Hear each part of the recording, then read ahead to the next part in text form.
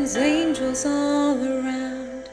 My delight is found in knowing that you wear the victor's crown. You're my help and my defender. You're my savior and my friend. By your grace I live and breathe to worship you. At the mention of your greatness, in your name I will bow down. In your presence fear is silent, for you wear the victor's crown. Let your glory fill this temple. Let your power overflow. By your grace I live and breathe to worship you. Hallelujah.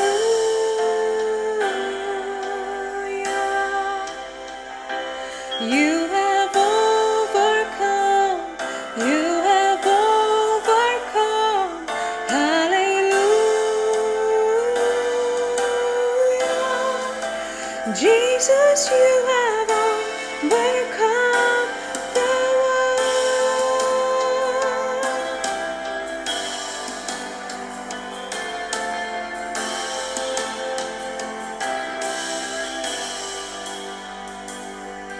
You are ever interceding as the lost become the found.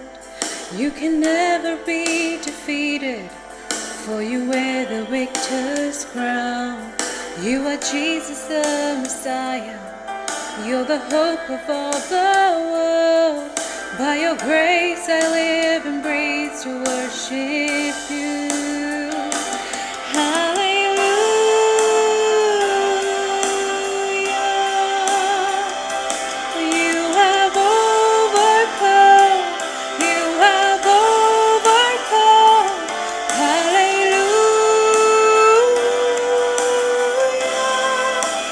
Jesus, you have overcome the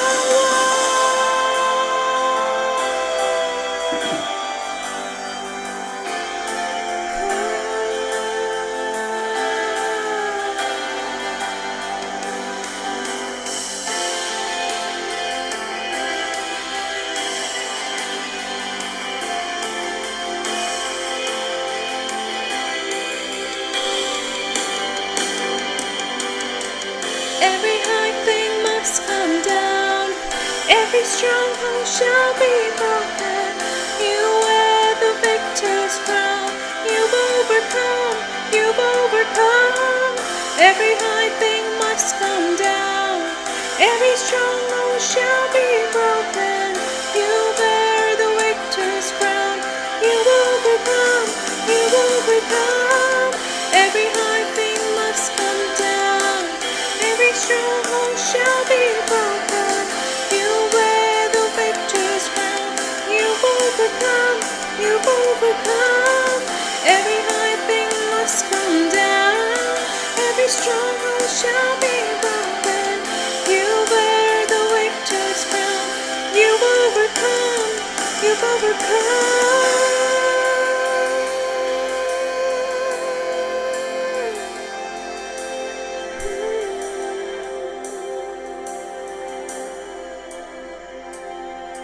At the cross the work was finished. You were buried in the ground, but the grave could not contain you, for you wear the victor's crown.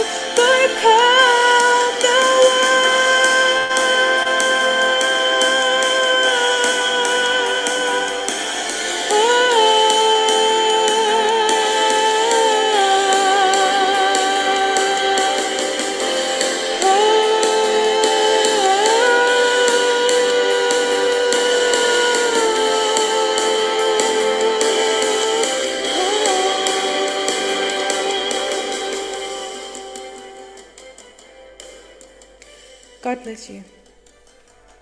Thank you, Ritu. God bless you too. കർത്താവായ യേശു ക്രിസ്തുവിൻ്റെ അതിപരിശുദ്ധ നാമം വാഴ്ത്തപ്പെടുമാറാകട്ടെ. റോമ ലേഖന പഠനത്തിലാണ് നാം ആയിരിക്കുന്നത്. ഈ അനുഗ്രഹീതമായ ബൈബിൾ ക്ലാസ്സിനായിട്ട് ഞാൻ ദൈവത്തെ സ്തുതിക്കുന്നു. കടന്നു വന്നിരിക്കുന്ന എല്ലാവരെയും ഓർത്ത് ഞാൻ ദൈവത്തിന് നന്ദി കരയറ്റുന്നു. തുടർമാനമായിട്ട് നാം റോമ ലേഖന പഠനത്തിലാണ് ആയിരിക്കുന്നത്. ഇന്ന് നാം അതിൻ്റെ 8-ാമത്തെ അധ്യായത്തിലേക്ക് കടക്കുവാനായിട്ട് പോവുകയാണ്. എന്നാൽ കഴിഞ്ഞ ആഴ്ചയിൽ ഓർപ്പിച്ചതുപോലെ ഇന്ന് ആദ്യത്തെ ഒരു 15 മിനിറ്റ് നാം ചേർന്ന് ദൈവത്തിന് നന്ദി പറയുവാനായിട്ട് പോവുകയാണ്. കാരണം നമ്മുടെ യൂട്യൂബ് ചാനൽ, ദ ഗേറ്റ് മിനിസ്ട്രീസിൻ്റെ യൂട്യൂബ് ചാനൽ 50,000-ന് മേലെ സബ്സ്ക്രൈബേഴ്സിനെ നമുക്ക് ലഭിച്ചിരിക്കുകയാണ്. 50,000 എന്ന് പറയുന്ന ബാർ ക്രോസ് ചെയ്തിരിക്കുകയാണ്. ഇത് ആക്ച്വലി ഇന്നൊരു സെലിബ്രേഷൻ്റെ ഡേ ആണ്. കാര്യം 50,000-ന് മേലെ ആൾക്കാരോട് ഈ സത്യസുവിശേഷം നമുക്ക് അറിയിക്കുവാൻ ഒരു ഭാഗ്യം ലഭിച്ചു എന്ന് പറയുന്നത് തീർച്ചയായിട്ടും നമുക്ക് സന്തോഷിക്കാൻ വകയുള്ള ഒരു ദിവസമാണ്. ഇന്നത്തെ ഈ സെലിബ്രേഷൻ പണസമ്പാദ്യത്തിന് വേണ്ടിയിട്ടുള്ള ഒരു സെലിബ്രേഷൻ അല്ല. സാധാരണ എല്ലാവരും യൂട്യൂബിൽ ഇത്ര സബ്സ്ക്രൈബേഴ്സ് ലഭിക്കുമ്പോൾ അവരത് സെലിബ്രേറ്റ് ചെയ്യാറുണ്ട്. പക്ഷെങ്കിൽ നമുക്ക് അതിനു വേണ്ടിയിട്ടല്ല. കാര്യം ഇതുവരെയും നമ്മുടെ ചാനൽ നമ്മൾ മോണിറ്റൈസേഷന് വേണ്ടിയിട്ട് ഇതുവരെയും രജിസ്റ്റർ ചെയ്തിട്ടില്ല. അതല്ല നമ്മുടെ എയിം, നമ്മുടെ ദൗത്യം അതല്ല. നമ്മൾ ഈ സത്യസുവിശേഷത്തെ ലോകത്തെ അറിയിക്കുവാനുള്ള ഒരു എളിയ സംരംഭമാണ്. അതിനെ ദൈവം മാനിച്ച് നമുക്ക് 50,000-ന് മേലെ സബ്സ്ക്രൈബേഴ്സിനെ തന്നിരിക്കുക. തീർച്ചയായിട്ടും കർത്താവിന് നന്ദി പറയുവാൻ, ദൈവത്തിന് നന്ദി പറയുവാൻ അർഹിക്കുന്ന ഒരു ദിവസമാണിന്ന്. ഈ പ്രത്യേക സന്ദർഭത്തിൽ ദൈവത്തെ നമുക്ക് ഒന്നിച്ച് ചേർന്ന് മഹത്വപ്പെടുത്തുവാൻ ദൈവം സഹായിക്കട്ടെ. അതിനായിട്ട് ഞാൻ ആദ്യത്തെ ഒരു 15 മിനിറ്റ് വേർതിരിക്കുകയാണ്. അതിനുശേഷം നമ്മുടെ റോമാലേഖന പഠനം പുനരാരംഭിക്കും. 1-2 പേർക്ക് നന്ദി പറഞ്ഞുകൊണ്ട് ഞാൻ ഇതിലേക്ക് വരികയാണ്. നമ്മുടെ ഇടയിൽ നമ്മുടെ പേട്രനായിരിക്കുന്ന ഗേറ്റ് മിനിസ്ട്രീസിൻ്റെ പേട്രനായിരിക്കുന്ന, നമ്മൾ അഫിലിയേറ്റ് ആയിരിക്കുന്ന അമേരിക്കയിലെ കൊളംബസ് ബൈബിൾ ചർച്ചിൻ്റെ സീനിയർ പാസ്റ്റർ ആയിരിക്കുന്ന പാസ്റ്റർ ഡേവിഡ് റീഡ് നമ്മുടെ മധ്യത്തിലുണ്ട്. ഞാൻ അദ്ദേഹത്തിലേക്ക് വരികയാണ്. എന്നാൽ അതിന് മുൻപായിട്ട് 1-2 പേരോട് നന്ദി പറയാനായിട്ടുണ്ട്, പ്രത്യേകിച്ച് എടുത്തു പറയേണ്ടതായിട്ടുണ്ട്. അതുകൊണ്ട് അവർക്ക് നന്ദി പറഞ്ഞതിന് ശേഷം ഞാൻ ഡേവിഡ് പാസ്റ്ററിലേക്ക് വരികയാണ്. നമ്മുടെ ആദ്യത്തെ ഒരു 15 മിനിറ്റ് നമ്മൾ ഇതിനായിട്ട് വേർതിരിക്കുക. പ്രാരംഭമായിട്ട് ഈ യൂട്യൂബ് ചാനൽ ആരംഭിച്ച് ആദ്യത്തെ വീഡിയോ അപ്ലോഡ് ചെയ്തത് കോട്ടയത്ത് ഉള്ള ഡോൺ വലിയ വെളിച്ചമാണ്. ഡോൺ വലിയ വെളിച്ചത്തിനായിട്ട് ഞാൻ ദൈവത്തെ സ്തുതിക്കുന്നു. ഡോണിനെ നമുക്കെല്ലാവർക്കും പരിചിതനാണ്. ഡി മ്യൂസിക്സ്, ഡി മൂവീസ് എന്നൊക്കെ പറയുന്ന ചാനലുകളിൽ കൂടെ താൻ വളരെ കേരള ക്രൈസ്തവ സഭയ്ക്ക്, ക്രൈസ്തവ ഗോളത്തിന് താൻ വളരെ സുപരിചിതനാണ്. ഡോണിനെ ഓർത്ത് ഞാൻ ദൈവത്തെ സ്തുതിക്കുന്നു, നന്ദി പറയുന്നു. കൂടുതൽ കർത്താവിൻ്റെ നാമത്തിന് മഹത്വത്തിനു വേണ്ടി ദൈവം ഡോണിനെ ഉപയോഗിക്കട്ടെ എന്ന് പ്രാർത്ഥിക്കുന്നു. Thank you and God bless you Don. Somehow ഡോണിന് ഇതിൽ ജോയിൻ ചെയ്യാൻ പറ്റിയിട്ടില്ല എന്ന് ഞാൻ വിശ്വസിക്കുന്നു. ദൈവം ധാരാളമായിട്ട് സഹായിക്കട്ടെ. രണ്ടാമതായിട്ട് ഡാൻസിനാണ്. കഴിഞ്ഞ 5 വർഷമായിട്ട് നമ്മുടെ യൂട്യൂബ് ചാനൽ, വെബ്സൈറ്റ്, അതുപോലെ തന്നെ നമ്മുടെ മറ്റെല്ലാ സോഷ്യൽ മീഡിയകളും മാനേജ് ചെയ്യുന്നതും മെയിൻറ്റെയിൻ ചെയ്യുന്നതും, നമ്മുടെ വീഡിയോകൾ റെക്കോർഡ് ചെയ്ത് അത് എഡിറ്റ് ചെയ്ത് അത് നമ്മുടെ ചാനലിൽ അപ്ലോഡ് ചെയ്യുന്നതും കംപ്ലീറ്റ് അതിനെ മാനേജ് ചെയ്യുന്നത് ഡാൻസൺ ഡാനിയലാണ്. ഡാൻസിനായിട്ട് ഞാൻ ദൈവത്തെ സ്തുതിക്കുന്നു. ഏറ്റവും അനുഗ്രഹിക്കപ്പെട്ട നിലയിൽ ഈ ചാനൽ മെയിൻറ്റെയിൻ ചെയ്തുകൊണ്ട്, മാനേജ് ചെയ്തുകൊണ്ട് പോകുന്നു. ഡാൻസിൻ്റെ പങ്ക് തികച്ചും സ്തുത്യർഹമാണ്. ഡാൻസൺ ചാനലിലുണ്ട് എന്ന് ഞാൻ വിശ്വസിക്കുന്നു. ഡാൻസൺ ഒന്ന് കൈ ഉയർത്താമോ? എല്ലാവരും ഡാൻസിനെ ഒന്ന് കണ്ടോട്ട്. Okay, here he is. ഇതാണ് ഡാൻസൺ ഡാനിയൽ. ഡാൻസനെ ഓർത്ത് ഞാൻ ദൈവത്തെ സ്തുതിക്കുന്നു. Such a humble man of God. I love him and I thank God for him. Thank you Danson. മൂന്നാമതായിട്ട് നമ്മുടെ ഗാന ശുശ്രൂഷകൾ ലീഡ് ചെയ്യുന്നത് ഇമ്മാനുവൽ ഹെൻറിയും ശ്രുതി ഇമ്മാനുവലുമാണ്.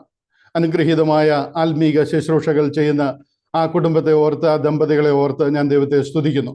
അവർ പാടിയ പല ഗീതങ്ങളും ഡാൻസൺ അതിനെ ഷോർട്സ് ആയിട്ട് എടുത്ത് നമ്മുടെ ചാനലിൽ പ്രചരിപ്പിക്കുകയും, അങ്ങനെ എനിക്കായി കരുതുന്നവൻ എന്ന് പറയുന്ന പാട്ട് ഏകദേശം 2.5 ലക്ഷത്തിന് മേലെ വ്യൂസ് ലഭിക്കുകയും 2500-ലേറെ ലൈക്സുകൾ ലഭിക്കുകയും ചെയ്തൊരു പാട്ടാണ്.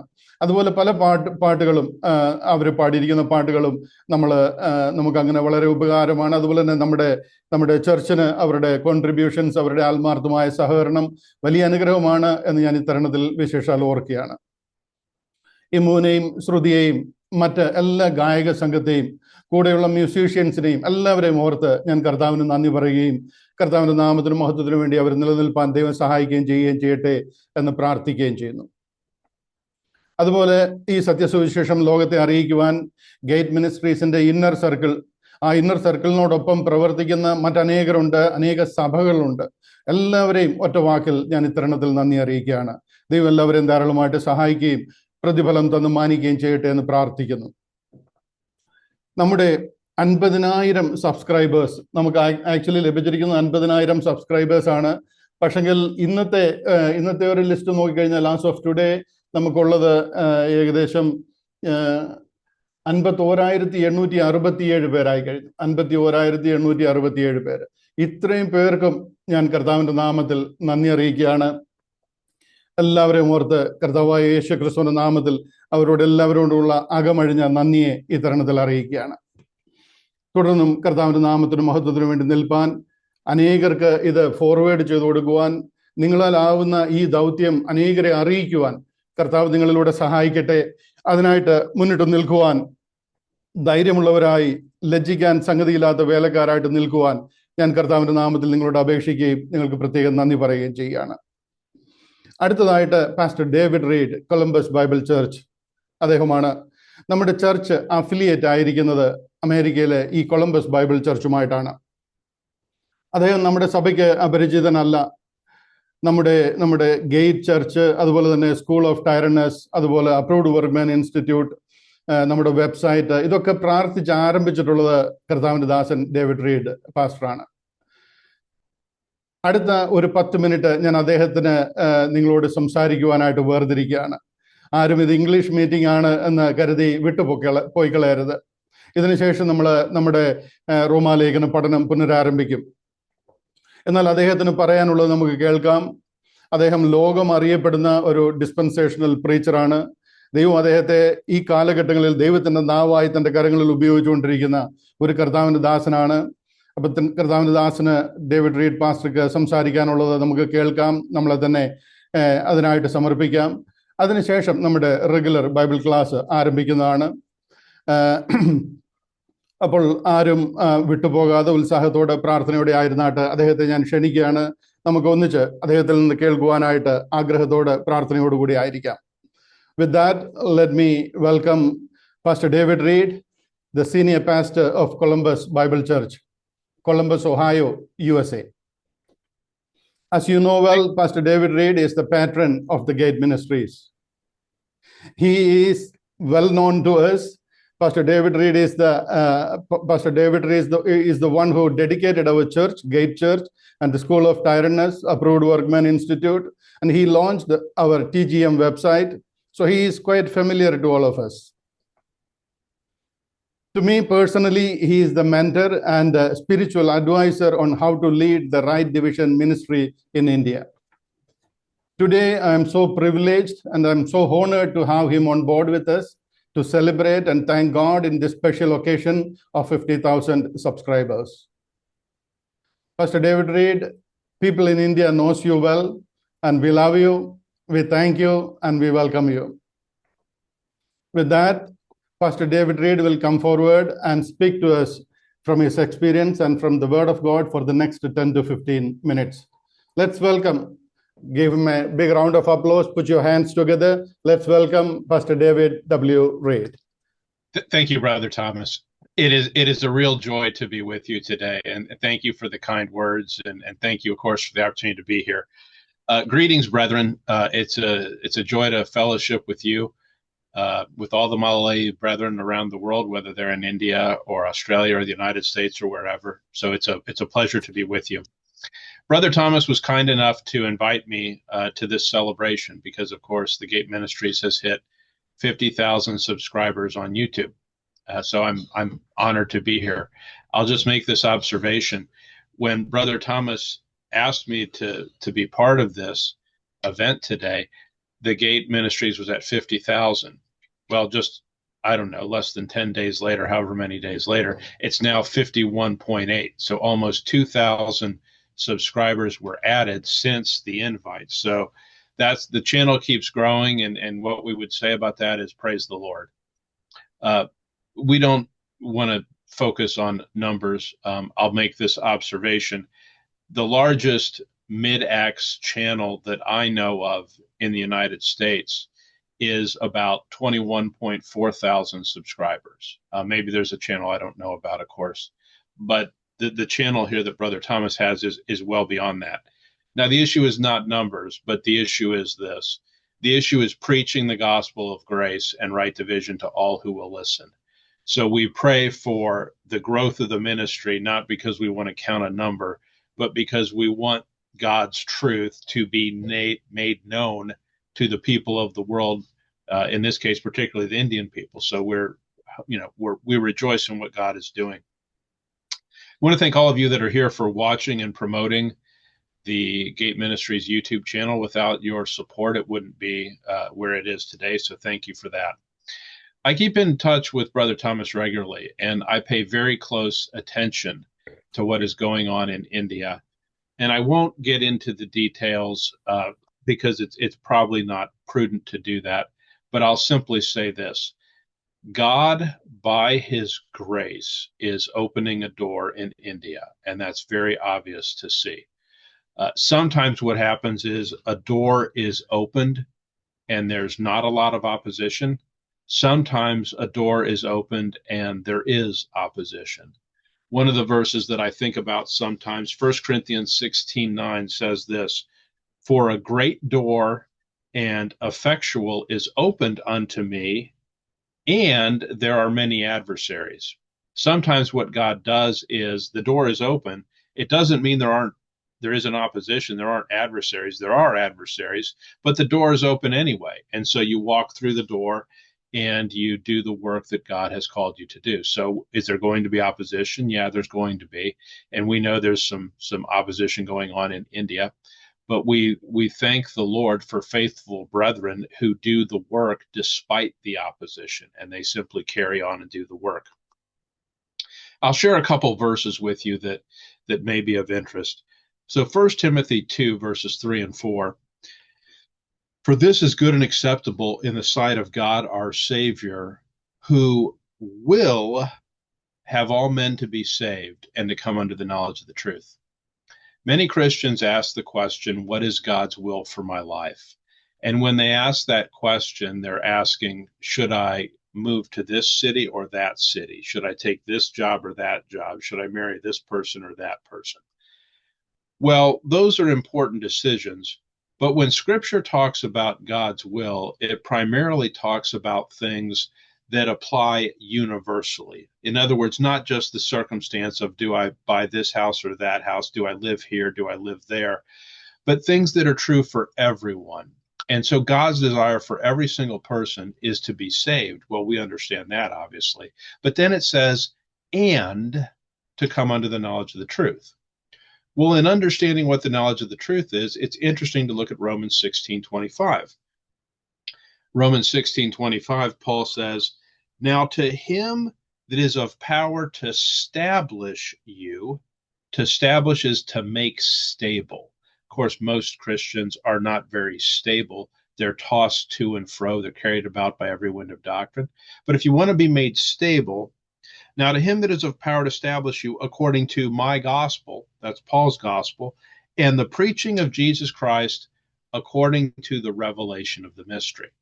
So the way that a believer becomes stable in this life, it's not simply getting saved, although that's important. Obviously, that's the most important thing.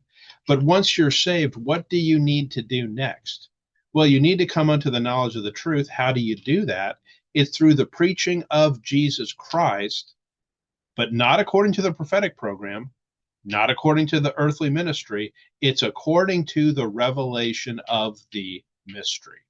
So the way that you build strong believers who are established, who are capable of doing the work of the Lord, is you take saved people and you give them an understanding of the mystery revelation given to Paul. In other words, it's not extra credit.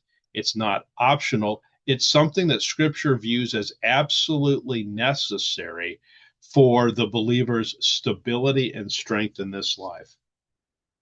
Ephesians 3:9 says, "And to make all men see what is the fellowship of the mystery, which from the beginning of the world hath been hid in God. Now, one of the things you know as brethren who believe right division is that the dispensation of grace, the mystery, is something that most don't know. And it's something that we, like Paul in Ephesians 3:9, we need to take it upon ourselves to make it known. One of the things I rejoice about the Gate Ministries is they are so active and just so busy about making known the mystery, which is exactly what Ephesians 3:9 says we should be doing. Most folks don't know the mystery, so we have a lot of work ahead of us. Let me also share with you 1 Corinthians 15, verse 58. Therefore, my beloved brethren, be ye steadfast, unmovable. Now notice this, always abounding in the work of the Lord. For as much as ye know that your labor is not in vain in the Lord. When Paul talks about the work of the Lord, he talks about abounding in it. He doesn't say doing a little bit here or there. He doesn't say do maybe something when you have time if it's convenient. He doesn't say anything like that. He talks about abounding in the work of the Lord. One of the things that I rejoice when I get to talk to Brother Thomas and some of the other brethren in India is I hear about your abounding in the work of the Lord. In other words, it's not like something here or there. It's a lot of things that are going on, a lot of ministry activities to try to reach people with the truth. And so we praise the Lord for that abounding work. And what I would just encourage everyone on this call is God is giving you the opportunity to labor on his behalf. Every believer can have a ministry. Every believer can do work for the Lord. My prayer for everyone on this call is this. Number one, that you would continue to grow and learn, that you would get stronger in the truth, that you would get more established, you would have a deeper understanding of the gospel and the revelation of the mystery. And then secondly, that you would find your opportunity to serve. Now, that opportunity may be different for each of you, but let me just give you a couple for instances. So the Gate Ministries has a number of different ministries, many of them. There's leadership training programs, there's right division seminars, there's Bible classes, there's worship meetings, there's tract ministries, there's street and village ministries in many different places in India. In other words, there's a lot of different types of ministries, and not every ministry is something that everyone will have an interest in. But is there something that you will have an interest in? Is there something that you can do? Well, perhaps your labor for the Lord will be one of those opportunities I just mentioned. Or perhaps what you'll be doing is you'll be promoting the channel and helping teach others about the revelation of the mystery. Perhaps your ministry will be witnessing to friends and family and teaching them about right division. In other words, I can't determine what your ministry is. Only you can determine that. But there are opportunities in front of you. And what I would just encourage you to do is to find that labor that you can do for the Lord and then diligently do it. There's nothing that you'll find on earth that you'll find more rewarding or more fulfilling than being busy about the work of the Lord. So in closing, there are many brethren laboring with the Gate Ministries, and we rejoice in all of you. As we're short on time, I'm going to name just a couple, but I'm not doing that to exclude anyone. We rejoice in all of you, but there's just a couple I want to mention briefly. Brother Biswajit in Uttar Pradesh, Brother K.C. Thomas in Odisha, Brother P.K. Thomas in Maharashtra, Dr. Cherian, who's helping greatly with the Approved Workman Institute, all of the inner circle of the Gate Ministries, and of course, Brother Thomas George and his family. We look from afar and we just rejoice to fellowship with you. We rejoice how God is using you to reach people with the gospel and right division. So let me just simply say this. We rejoice in all of you. We rejoice in our fellowship with you. And my encouragement to all of you would be to keep fighting the good fight of the faith. Thank you for the opportunity to be with you today. It's been a real honor, and keep doing the work. Pastor David Reed, thank you so much. Thank you so much. May the Lord Almighty use you mightily in his hands as his voice to proclaim this gospel to the whole world. God bless you and your family and Columbus Bible Church. It's always a pleasure to have you on board with this. Thank you. It's our pleasure and honor. Have a great meeting. Love you all. Certainly. We are almost about to close this session with a word of prayer. I invite Pastor Biswajit Das, the North Indian leader of Gate Ministries, to thank God and conclude this session with a word of prayer. Pastor Biswajit Das, if you could. Gracious Heavenly Father, thank you, Lord, for the great day you have added in our lives, Lord Jesus. Thank you, Lord, that 51,000 more people are watching day and night for the Gate Ministries, this YouTube channel, and they are going to grow every day by once again. We remember your grace towards dear minister Thomas George and David Reed and enter all brothers and sisters, those who are working in Orissa, Gujarat, and all over the North India and everywhere, Lord Jesus. Continue to bless them, continue to let them grow and glorify your name, Father. Continue to, Lord, open the doors that the many people come and know the truth. Thank you. Thank you. Amen and amen. Thank God, Pastor David Reed and Pastor Biswajit. Thank you for your presence, and we are about to start back. We are closing this session and start back our normal regular Bible class. So you are free to leave in case if you like. This is going to be in Malayalam. I'm sure that you won't understand a word in Malayalam. So yes, you may please. Take care, brethren. It was a pleasure to see all of you. Take care and stay blessed. Thank you. Bless you. കർത്താവായ യേശുക്രിസ്തുവിന്റെ അതിപരിശുദ്ധ നാമം വാഴ്ത്തപ്പെടുമാറാകട്ടെ. അനുഗ്രഹീതമായ നല്ല ദിവസത്തിനായിട്ട് ഞാൻ ദൈവത്തെ സ്തുതിക്കുന്നു.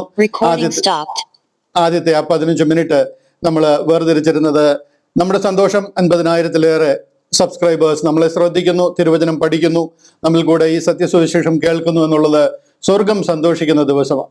അപ്പൊ അതുകൊണ്ട് ചേർന്ന് നിങ്ങളോടൊത്ത് സന്തോഷിക്കുവാൻ കർത്താവ് തന്ന വലിയ ഭാഗ്യത്തിനായിട്ട് ഞാൻ എൻ്റെ ദൈവത്തെ നന്ദിയോടെ സ്തുതിക്കുന്നു. നമ്മൾ തുടർമാനമായിട്ട് നമ്മുടെ റോമാലേഖന പഠനത്തിലേക്ക് വരികയാണ്. റോമാലേഖനം 8-ാം അധ്യായത്തിലേക്ക് നമ്മൾ കടക്കുകയാണ്. ഏറ്റവും അനുഗ്രഹിക്കപ്പെട്ട ഒരു അധ്യായമാണ് 8-ാമത്തെ അധ്യായം.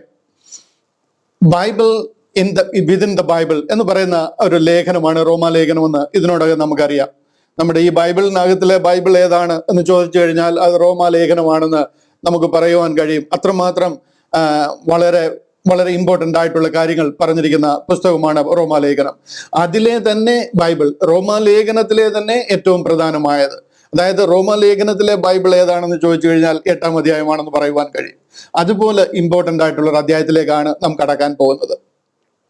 അടുത്ത ചില ആഴ്ചകൾ നമ്മൾ അതിൽ നിൽക്കുകയും വളരെ ഡീറ്റെയിൽ ആയിട്ട് ആ കാര്യങ്ങൾ പഠിക്കുകയും ചെയ്യും. അതിനായിട്ട് ദൈവം നമ്മളെ സഹായിക്കട്ടെ. ഇവിടെ നമ്മൾ ആ അധ്യായത്തിലേക്ക് കടക്കുന്നതിന് മുൻപായിട്ട് 1-2 കാര്യങ്ങൾ ആമുഖമായിട്ട് പ്രാരംഭമായിട്ട് നിങ്ങളെ ഒന്ന് ഓർപ്പിച്ചുണർത്തണമെന്ന് ഞാൻ ആഗ്രഹിക്കുന്നു. അത് ആ ചിന്ത നിങ്ങളുമായിട്ട് പങ്കുവെച്ചതിന് ശേഷം 8-ാമത്തെ അധ്യായത്തിലേക്ക് കടക്കുവാനായിട്ടാണ് ഞാൻ കർത്താവിൽ ആഗ്രഹിക്കുന്നത്. അതായത് നമ്മൾ ഈ പഠിപ്പിക്കുകയും പ്രസംഗിക്കുകയും ചെയ്യുന്ന ഈ സുവിശേഷത്തിന്റെ മഹത്വം എന്താണ്, നമ്മോടുള്ള ദൈവിക ആലോചന ആക്ച്വലി എന്താണ്, നമ്മുടെ ആത്മീക ഉത്തരവാദിത്വം എന്താണ്, ആ ഉത്തരവാദിത്തത്തെക്കുറിച്ച് നമുക്കൊരു ബോധവൽക്കരണം, ഒരു അവബോധം ഉണ്ടായിരിക്കണം. ആ ഭാഗം ഞാൻ ഒന്ന് തൊട്ടുണർത്തിയതിന് ശേഷം ഈ വിഷയത്തിലേക്ക് വരുവാനായിട്ട് ആഗ്രഹിക്കുകയാണ്. പൗലോസ് അപ്പോസ്തലനെ ദൈവം ദമസ്കോസിൽ വെച്ച് വിളിക്കുമ്പോൾ തന്നെ ഏൽപ്പിച്ച ഒരു ഉത്തരവാദിത്വമുണ്ട്. നമുക്കെല്ലാവർക്കും അറിയാം, കർത്താവായ യേശു ക്രിസ്തു പൗലോസ് അപ്പോസ്തലനെ ദമസ്കോസിൽ വെച്ച് നട്ടുച്ചയ്ക്ക് സൂര്യൻ ഉദിക്കുന്നത് പോലെയുള്ള ഭയങ്കര പ്രകാശത്തിൽ തന്നെ അവിടെ വെച്ച് വിളിക്കുകയും തന്നെ ഏൽപ്പിക്കുകയും ചെയ്യുന്ന ഒരു വലിയ ഉത്തരവാദിത്വമുണ്ട്. ഈ ഉത്തരവാദിത്വം നമ്മെ ലോകത്തിൽ എത്തിക്കുക എന്നുള്ള ഒരു ദൗത്യമാണ് ദൈവം നമ്മളെ ഏൽപ്പിച്ചിരിക്കുന്നത്. പൗലോസ് അപ്പോസ്തലനെ ഏൽപ്പിച്ചിരിക്കുന്ന അതേ ഉത്തരവാദിത്വം തന്നെയാണ് എന്നെയും നിങ്ങളെയും ഏൽപ്പിച്ചിരിക്കുന്നത്. ആ ഒരു ശുശ്രൂഷയാണ് നമ്മൾ ചെയ്ത് 50,000-ലേറെ ജനങ്ങൾ വീണ്ടും നമ്മളെ കേൾക്കുവാനുള്ള ആഗ്രഹത്തോടു കൂടി നമ്മളെ സബ്സ്ക്രൈബ് ചെയ്തിരിക്കുന്നത്. അതൊരു കുറഞ്ഞ കാര്യമല്ല. ഡേവിഡ് പാസ്റ്റർ ഇപ്പോൾ പറഞ്ഞത് അമേരിക്കയിൽ ഒത്തിരി ഗ്രേസ് പ്രീച്ചേഴ്സ് ഉണ്ട്, റൈറ്റ് ഡിവിഷൻ ഗ്രേസ് ഗോസ്പൽ പ്രസംഗിക്കുന്ന ഒത്തിരിയും പ്രീച്ചേഴ്സ് ഉണ്ട്. ഞാൻ തന്നെ ഒരു 250-ന് മേലെ ചർച്ചകളെ എണ്ണിയിട്ടുണ്ട്. ഒത്തിരിയും പ്രീച്ചേഴ്സ് ഉണ്ട്. അതിൽ ലെസ് ഫെൽഡിക് എന്ന് പറയുന്ന ഒരു പ്രീച്ചറുണ്ട്. അദ്ദേഹത്തിന് മാത്രമാണ് 100,000 മേലെ സബ്സ്ക്രൈബേഴ്സ് ഉണ്ടായിട്ടുള്ളത്. ബാക്കി എല്ലാവരും ഏകദേശം 25,000 30,000 മാക്സിമം അത്രേ ഉള്ളൂ. രണ്ടാമത് ഏറ്റവും കൂടുതൽ ഗ്രേസ് പ്രീച്ചേഴ്സിൽ ഏറ്റവും കൂടുതൽ സബ്സ്ക്രൈബേഴ്സ് ഉള്ളത് നമുക്കാണ്. അതുകൊണ്ട് തന്നെയാണ് അമേരിക്കയിലുള്ള ഗ്രേസ് പ്രീച്ചേഴ്സ് പലരും നമ്മളെ അറിയാം. നമ്മൾ പ്രസംഗിക്കുന്നത് റൈറ്റ് ഡിവിഷൻ ഗ്രേസ് ഗോസ്പൽ ആണെന്ന് അറിയാം. ഇന്ത്യയുടെ ആത്മീക ഉദ്ധാരണത്തിന് വേണ്ടി നമ്മൾ പ്രവർത്തിക്കുന്നതൊക്കെ അവർക്കൊക്കെ അറിയാം. അവരൊക്കെ നമ്മളെ പേഴ്സണലായിട്ട് അപ്രീസിയേഷൻ അറിയിക്കുകയും വളരെ നല്ല വാക്കുകൾ പറഞ്ഞ് നമ്മളെ അപ്രീഷിയേറ്റ് ചെയ്യുകയും ചെയ്തു. ഞാൻ പറഞ്ഞു വരുന്നത്, ഈ പൗലോസ് അപ്പോസ്തലനെ ദമസ്കോസിൽ വെച്ച് കർത്താവ് ഡയറക്റ്റ് ഇറങ്ങി വന്ന് തന്നെ ഏൽപ്പിക്കുന്ന ഒരു ഉത്തരവാദിത്വമുണ്ട്. ആ ഉത്തരവാദിത്വമാണ് എന്നെയും നിങ്ങളെ ഓരോരുത്തരെയും ഏൽപ്പിച്ചിരിക്കുന്നത്. അതിൽ നിങ്ങളെ ഒന്ന് ബോധവൽക്കരിച്ചിട്ട് വേണം എനിക്ക് 8-ാമത്തെ അധ്യായത്തിലേക്ക് കയറുവാനായിട്ട്. അതുകൊണ്ട് ഞാൻ ആ ഭാഗം ഒന്ന് അല്പം കൂടെ ഡീറ്റെയിൽ ആയിട്ട് ഒന്ന് എക്സ്പ്ലെയിൻ ചെയ്ത് തരുവാനായിട്ട് ആഗ്രഹിക്കുക. ആ സുവിശേഷം നമ്മൾ പഠിക്കുമ്പോൾ നമ്മുടെ കണ്ണ് തുറക്കാനായിട്ട് ഇടയായിത്തീരും. അത് അനേകരെ ഇരുട്ടിൽ നിന്ന് വെളിച്ചത്തിലേക്ക് നയിക്കുവാനായിട്ട് ഇടയായിത്തീരും. അത് സാത്താന്റെ അധികാരത്തിൽ നിന്ന് ദൈവത്തിങ്കിലേക്ക് നയിക്കുവാനായിട്ട് ഇടയായിത്തീരും. ഇതൊക്കെ ഞാൻ എൻ്റെ വിഷ് ലിസ്റ്റ് പറയുന്നതല്ല. ഇതിനു വേണ്ടിയിട്ടാണ് പോളിനെ ദൈവം വിളിക്കുന്നത്. അപ്പോസ്തല പ്രവൃത്തികൾ 26-ാമത്തെ അധ്യായം അതിന്റെ 18-ാമത്തെ വാക്യം വായിച്ച് കേൾപ്പിച്ച് ഞാൻ ഈ ചിന്ത അല്പം കൂടെ ഡീറ്റെയിൽ ആയിട്ട് നിങ്ങളോട് ഷെയർ ചെയ്യാം. അപ്പോസ്തല പ്രവൃത്തികൾ 26-ാം അധ്യായം അതിന്റെ 18-ാം വാക്യം. അവിടെ ഇങ്ങനെ പറയുകയാണ്, അവർക്ക് പാപമോചനവും എന്നിലുള്ള വിശ്വാസത്താൽ ശുദ്ധീകരിക്കപ്പെട്ടവരുടെ ഇടയിൽ അവകാശവും ലഭിക്കേണ്ടതിന്. അടുത്ത വാക്യം ശ്രദ്ധിച്ചേ, അവരുടെ കണ്ണ് തുറക്കാനും. ഇതാ ഞാൻ പറഞ്ഞത്, ഈ കണ്ണ് തുറക്കുന്ന ശുശ്രൂഷയാ പോളിനെ ഏൽപ്പിച്ചത്. അത് തന്നെയാ ദൈവം നമ്മളെ ഏൽപ്പിച്ചിരിക്കുന്നത്. അടുത്ത വാക്യം നോക്കിയേ, അവരെ ഇരുളിൽ നിന്ന് വെളിച്ചത്തിലേക്കും അവരെ സാത്താന്റെ അധികാരത്തിൽ നിന്ന് ദൈവത്തിങ്കിലേക്കും തിരിപ്പാനും. കണ്ടോ, ഈ 3 കാര്യത്തിന് വേണ്ടിയിട്ട് ആ പോളിനെ ദൈവം ദമസ്കോസിൽ ഇറങ്ങി വന്ന് പേഴ്സണലായിട്ട് വിളിക്കുക. ഞാൻ ഇപ്പോൾ നിന്നെ അവരുടെ അടുക്കൽ അയക്കുന്നു എന്ന് കൽപ്പിച്ചു. ഒരു ഭയങ്കര ഇമ്പോർട്ടന്റ് കാര്യമാണ് ഞാൻ ഈ പറയുന്നത്. ഇത് നിങ്ങൾക്ക് അറിയാവുന്ന നിങ്ങളുടെ സഭകളിലും നിങ്ങളുടെ കൂടിവരവുകളിലും ഒക്കെ നിങ്ങൾക്ക് ഇതിനെക്കുറിച്ച് ജനത്തെ ബോധവൽക്കരിക്കണം. കാര്യം ഈ ഒരു കോളിംഗാണ് നമുക്ക് ലഭിച്ചിരിക്കുന്നത്. നമ്മൾ ആരെയും കൂസേണ്ട ആവശ്യമില്ല. ദൈവം അപ്പോസ്തലനായ പൗലോസിനെ ഏൽപ്പിച്ച് അത് നമ്മിലേക്ക് കൈമാറിയിരിക്കുന്ന ശുശ്രൂഷയാണ് നമ്മളിവിടെ ചെയ്യുന്നത്. അത് ജനത്തിന്റെ കണ്ണ് തുറക്കുന്നത്, അത് അനേകരെ ഇരുളിൽ നിന്ന് വെളിച്ചത്തിലേക്ക് നയിക്കുന്നത്, അത് സാത്താന്റെ അധികാരത്തിൽ നിന്ന് ദൈവത്തിലേക്ക് നമ്മളെ നയിക്കുന്ന ഒരു വലിയ ശുശ്രൂഷയാണ്. ഹല്ലേലൂയ. അതിൽ നമ്മൾ ഉത്സാഹമുള്ളവരായിരിക്കണം. അത് നമ്മൾ മനസ്സിലാക്കുവാനും ഈ കാലഘട്ടത്തിൽ പ്രത്യേകിച്ച് നമുക്കറിയാം 10, 50, 100 വർഷങ്ങൾ വരെ ക്രിസ്ത്യാനിയായി ജീവിച്ചിട്ടും ക്രിസ്തീയ മാർഗം എന്താണ്, നാം രക്ഷിക്കപ്പെടുന്ന സുവിശേഷം എന്താണെന്ന് പോലും അറിയാതെ കോടിക്കണക്കിന് ജനങ്ങൾ ഇവിടെ നിന്ന് മരിച്ചു, മാറ്റപ്പെട്ടു, മൺമറഞ്ഞു. അനേക കോടികൾ ഇന്നും ജീവിച്ചിരിപ്പുണ്ട്. എന്നാൽ ക്രിസ്തീയ സുവിശേഷം എന്താണ്, ഏത് സുവിശേഷത്തിൽ കൂടിയാണ് നമ്മൾ രക്ഷിക്കപ്പെടുന്നതെന്ന് ഇന്നും അറിയാൻ വയ്യാതിരിക്കുന്ന കോടിക്കണക്കിന് ജനങ്ങൾ ഇന്നത്തെ ക്രിസ്തണ്ടത്തിലുണ്ട്. 300 കോടി ക്രിസ്ത്യാനികളാണ് ഇന്ന് ഭൂമിക്ക് മേലെ ഉള്ളത്, ജീവനോടിരിക്കുന്നത്. അതിലെ 299 കോടി ജനത്തിനും ഈ ഒരു സത്യസുവിശേഷം അറിയത്തില്ല എന്ന് ഞാൻ പറയുമ്പോൾ നിങ്ങൾ അതിശയിക്കേണ്ട. അതാണ് അതിന്റെ ഫാക്ട്. വരുന്ന ദിവസങ്ങളിലെ ക്ലാസ്സുകൾ കൂടിയും തുടർമാനമായിട്ട് ഞാൻ ഈ പറയുന്ന കാര്യങ്ങൾ കൂടിയും ഏകദേശം ഒരു നല്ല ബോധ്യം നിങ്ങൾക്ക് അതിൽ ലഭിക്കും. റൈറ്റ് ഡിവിഷൻ എന്താണെന്ന് മനസ്സിലാകുന്നത് വരെ നമ്മുടെ രക്ഷാമാർഗം എന്താണെന്ന് ഞാൻ അറിഞ്ഞിരുന്നില്ല എന്നും, വാഗ്ദത്ത പദ്ധതി, അതായത് ഇസ്രായേലിനെ എന്തിനു വേണ്ടി വിളിച്ചുവെന്നും, മറഞ്ഞിരുന്നതായ ക്രിസ്തീയ പദ്ധതി, അതായത് നമ്മെ ഓരോരുത്തരെയും വിളിച്ചിരിക്കുന്ന ബോഡി ഓഫ് ക്രൈസ്റ്റ് എന്ന ദൈവസഭ, ആ ഒരു പദ്ധതിയും എന്താണെന്ന് എനിക്ക് അറിയത്തില്ലായിരുന്നു എന്ന് അനേകർ സാക്ഷ്യം പറയുന്നത് ഞാൻ കേട്ടിട്ടുണ്ട്. എന്നാൽ റൈറ്റ് ഡിവിഷൻ എന്താണെന്ന് മനസ്സിലായി കഴിഞ്ഞപ്പോൾ ഈ മഞ്ഞുകാലത്ത് കാറിന്റെ വിൻഷീൽഡിൽ നിന്ന് മഞ്ഞ് ഉരുകി മാറുന്നത് പോലെ, അതായത് ആ മഞ്ഞ് പിടിച്ച ഗ്ലാസ്സിൽ കൂടെ നമ്മൾ നോക്കിക്കഴിഞ്ഞാൽ നമുക്കൊന്നും ക്ലിയർ ആയിട്ട് മുന്നിൽ കാണത്തില്ല. എന്നാൽ AC ഒക്കെ ഒന്ന് ഓൺ ചെയ്ത് ആ സൈഡ് ഗ്ലാസ്സുകളൊക്കെ ഒന്ന് വൈൻഡ് ഡൗൺ ചെയ്ത് കഴിയുമ്പോഴത്തേന് ആ മുന്നിലത്തെ വിൻഷീൽഡിൽ നിന്ന് മഞ്ഞ് ഉരുകി മാറുന്നത് പോലെ ഈ ബൈബിൾ വളരെ ക്ലിയർ ആയിട്ട് നമുക്ക് മനസ്സിലാകുവാനായിട്ട് ഇടയായിത്തീരും. റൈറ്റ് ഡിവിഷൻ നമ്മൾ അറിയത്തില്ല എന്നുണ്ടെങ്കിൽ ഈ കാര്യം നമ്മൾ മനസ്സിലാകാതെ പോകും. നാഷണൽ ഹൈവേ റോഡ് വെട്ടിയിട്ടിരിക്കുന്നത് പോലെ ഏദൻ തോട്ടം മുതൽ ദൈവരാജ്യം, സ്വർഗരാജ്യം, ആ പ്രവേശനം വരെയുള്ള വഴി വളരെ ക്ലിയറാണ്. നാഷണൽ ഹൈവേ മാതിരി വെട്ടിയിട്ടിരിക്കുന്നത് പോലെ ഈ വസ്തുത ബൈബിളിൽ വളരെ ക്ലിയറാണ്. അനേകർ പറയുന്നത് കേട്ടിട്ടുണ്ട്, ഈ ബൈബിൾ വായിച്ചാൽ ഒന്നും പിടികിട്ടുന്നില്ല, എല്ലാം കൺഫ്യൂഷനാണ്. ഇതിൽ ഒരു കൺഫ്യൂഷന്റെ ആവശ്യമില്ല. ഉൽപ്പത്തി മുതൽ വെളിപ്പാട് വരെയുള്ള കാര്യങ്ങൾ വളരെ ക്ലിയർ ആയിട്ട് നാഷണൽ ഹൈവേ റോഡ് മാതിരി കിടക്കുക. അത് നമ്മൾ മനസ്സിലായില്ല എന്നുണ്ടെങ്കിൽ, റൈറ്റ് ഡിവിഷൻ അറിയത്തില്ല എന്നുണ്ടെങ്കിൽ, ഇതൊരു ഭയങ്കര കൺഫ്യൂഷനായിട്ട്, ഒരു കൺഫ്യൂസിങ് ബുക്കായിട്ട് തന്നെ തുടർന്നുകൊണ്ടിരിക്കും. ഇന്ന് നടക്കുന്നത് അതാണ്. ഇത് വെളിപ്പെടുത്തി തരാനാണ് പൗലോസ് അപ്പോസ്തലനെ ദൈവം വിളിക്കുന്നത്. അവരുടെ കണ്ണ് തുറക്കുന്ന സുവിശേഷമാണ് ഇന്ന് പോളിലൂടെ നമുക്ക് ലഭിച്ചിരിക്കുന്നത്. അപ്പോസ്തല പ്രവൃത്തിയിൽ 26:18 ഞാൻ വായിച്ച് കേൾപ്പിച്ചത്. ഞാൻ ഒന്നുകൂടെ ഒന്ന് പ്രൊജക്ട് ചെയ്തോട്ടെ. അവിടെ പറയുന്നത് കണ്ടില്ലയോ? അവരുടെ കണ്ണ് തുറപ്പാനും അവരെ ഇരുളിൽ നിന്ന് വെളിച്ചത്തിലേക്കും സാത്താന്റെ അധികാരത്തിൽ നിന്ന് ദൈവത്തെങ്കിലേക്കും തിരിപ്പാനും ഞാൻ ഇപ്പോൾ നിന്നെ അവരുടെ അടുക്കൽ അയക്കുന്നു എന്ന് കൽപ്പിച്ചു. കർത്താവ് ഇത് പറയുമ്പോൾ ഒലിവ് മലയിൽ നിന്ന് സ്വർഗാരോഹണം ചെയ്ത കർത്താവ് ഏകദേശം ഇതിനൊരു 2 വർഷം മുമ്പ് ഒലിവ് മലയിൽ നിന്ന് സ്വർഗാരോഹണം ചെയ്യുമ്പോൾ അവരോട് പറഞ്ഞിട്ട് പോയതാണ്, ഞാൻ പോയതുപോലെ വീണ്ടും വരും. എവിടെ വരും? ഈ ഒലിവ് മലയിൽ വരും. പോയതുപോലെ, നിങ്ങൾ എന്നെ കാണുന്നത് പോലെ ഞാൻ മടങ്ങി വരും. അതാണ് കർത്താവിന്റെ 2ാം വരവ്. ആ വരവാണ് കർത്താവ് വരേണ്ടിയിരുന്നത്. എന്നാൽ ആ വരവ് ഇന്ററപ്റ്റ് ചെയ്തുകൊണ്ട് കർത്താവ് ദമസ്കോസിൽ ഇറങ്ങി വന്നിരിക്കുക. ആ 2ാം വരവ് ഇന്ററപ്റ്റ് ചെയ്തുകൊണ്ട് ദമസ്കോസിൽ ഇറങ്ങി വന്ന് പോളിനെ വിളിച്ചിരിക്കുക. അവിടെ പോൾ ചോദിക്കുന്നുണ്ട്, കർത്താവേ, നീ ആരാകുന്നു എന്ന് ചോദിച്ചതിന്, നീ ഉപദ്രവിക്കുന്ന യേശു ആകുന്നു ഞാൻ, നീ ഉപദ്രവിക്കുന്ന ക്രിസ്തു ആകുന്നു ഞാൻ, അങ്ങനെ ഞാൻ ഇപ്പോൾ നിന്നെ അവരുടെ അടുക്കൽ അയക്കുന്നു എന്ന് കൽപ്പിക്കുക. കണ്ടില്ലേ? കർത്താവ് ഡയറക്റ്റ് ഇറങ്ങി വന്നിട്ട് പോളിനെ ഒരു വലിയ ശുശ്രൂഷ ഏൽപ്പിക്കുക. ആ 2ാം വരവിനെ കുറിച്ച് അവർ കാത്തിരുന്നു.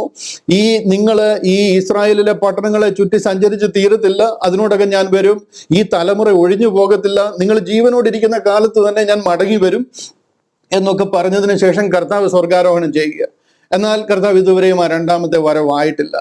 ആ സ്വർഗാരോഹണം കഴിഞ്ഞ നമ്മുടെ കലണ്ടർ നമുക്ക് നോക്കിക്കഴിഞ്ഞാൽ, ബൈബിളിലെ ടൈം ലൈൻസ് നമുക്ക് നോക്കിക്കഴിഞ്ഞാൽ റഫ്ലി റൗണ്ട് അബൌട്ട് 2 years കഴിഞ്ഞപ്പോഴത്തേന് ദമസ്കോസിലേക്ക് ഇറങ്ങി വന്നിട്ട് പോളിനെ പേഴ്സണലായിട്ട് വിളിച്ചിട്ട് പോളിനോട് പറയുക, ഞാൻ നിന്നെ ഒരു സുവിശേഷം ഏൽപ്പിക്കുക. അത് അനേകരുടെ കണ്ണ് തുറക്കുന്നതും അനേകരെ ഇരുളിൽ നിന്ന് വെളിച്ചത്തിലേക്ക് നയിക്കുന്നതും അനേകരെ അന്ധകാരത്തിൽ നിന്ന് ദൈവത്തെങ്കിലേക്ക്, അതായത് സാത്താനിൽ നിന്ന് ദൈവത്തെങ്കിലേക്ക് തിരിക്കുന്നതുമായ ഒരു സുവിശേഷം ഞാൻ നിങ്ങളെ ഏൽപ്പിക്കുക. പോളിലൂടെ എഴുതിയിരിക്കുന്ന 13 ലേഖനങ്ങളും നന്മയെ അത്ഭുത പ്രകാശത്തിലേക്ക് നയിക്കുന്ന വലിയ സുവിശേഷമാണ്. ഈ കാര്യം നമുക്കൊരു നല്ല ഗ്രിപ്പ് ഈ വിഷയത്തിൽ ഉണ്ടായിരിക്കണം. ഞാൻ അതിനെക്കുറിച്ച് ഒരല്പം കൂടി എലാബറേറ്റ് ചെയ്ത് പറഞ്ഞു തന്നു കഴിയുമ്പോൾ നിങ്ങൾക്കത് പൂർണ്ണമായിട്ട് മനസ്സിലാകും. എഫേസ്യർക്ക് എഴുതിയ ലേഖനം 3-ാം അധ്യായം അതിന്റെ 2ാം വാക്യത്തിൽ പോൾ ഇതിനെക്കുറിച്ചാണ് പറയുന്നത്, നിങ്ങൾക്കായി എനിക്ക് ലഭിച്ച ദൈവകൃപയുടെ സുവിശേഷം. ഇവിടെ പോൾ പറയുന്നുണ്ടല്ലോ, നിങ്ങൾക്കായി എനിക്ക് ലഭിച്ച ദൈവകൃപയുടെ വ്യവസ്ഥയെക്കുറിച്ച്. ഇത് പോളിന് ദൈവം കൈമാറിയിരിക്കുക. ഇംഗ്ലീഷിൽ പറയുന്നുണ്ടോ, if you have heard of the dispensation of the grace of God which is given me to you God. Dispensation എന്നൊരു വാക്ക് ഉണ്ടോ? ഈ വാക്ക് ബൈബിളിൽ എങ്ങും ഇല്ല എന്നാണ് നമുക്ക് എതിരായിട്ട്, അല്ലെങ്കിൽ നമ്മൾ ഈ സുവിശേഷം പറയുന്നതിന് എതിരായിട്ട് നിൽക്കുന്ന ഒത്തിരി ക്രിസ്ത്യാനികളുണ്ട്. 99% ക്രിസ്ത്യാനിയും ഇതിനെതിരായിട്ട് നിൽക്കും. അവരൊക്കെ പറയുന്നതാണ് ഈ ഡിസ്പെൻസേഷൻ എന്ന് പറയുന്ന ഒരു സംഗതി ബൈബിളിൽ ഇല്ലാത്ത കാര്യമാണ്. പൗലോസ് അപ്പോസ്തലൻ എഴുതിയ 4 ലേഖനങ്ങളിൽ 4 പ്രാവശ്യം പറഞ്ഞിട്ടുണ്ട് ഈ dispensation. If you have heard of the dispensation of the grace of God എന്ന് പറയുന്നത്.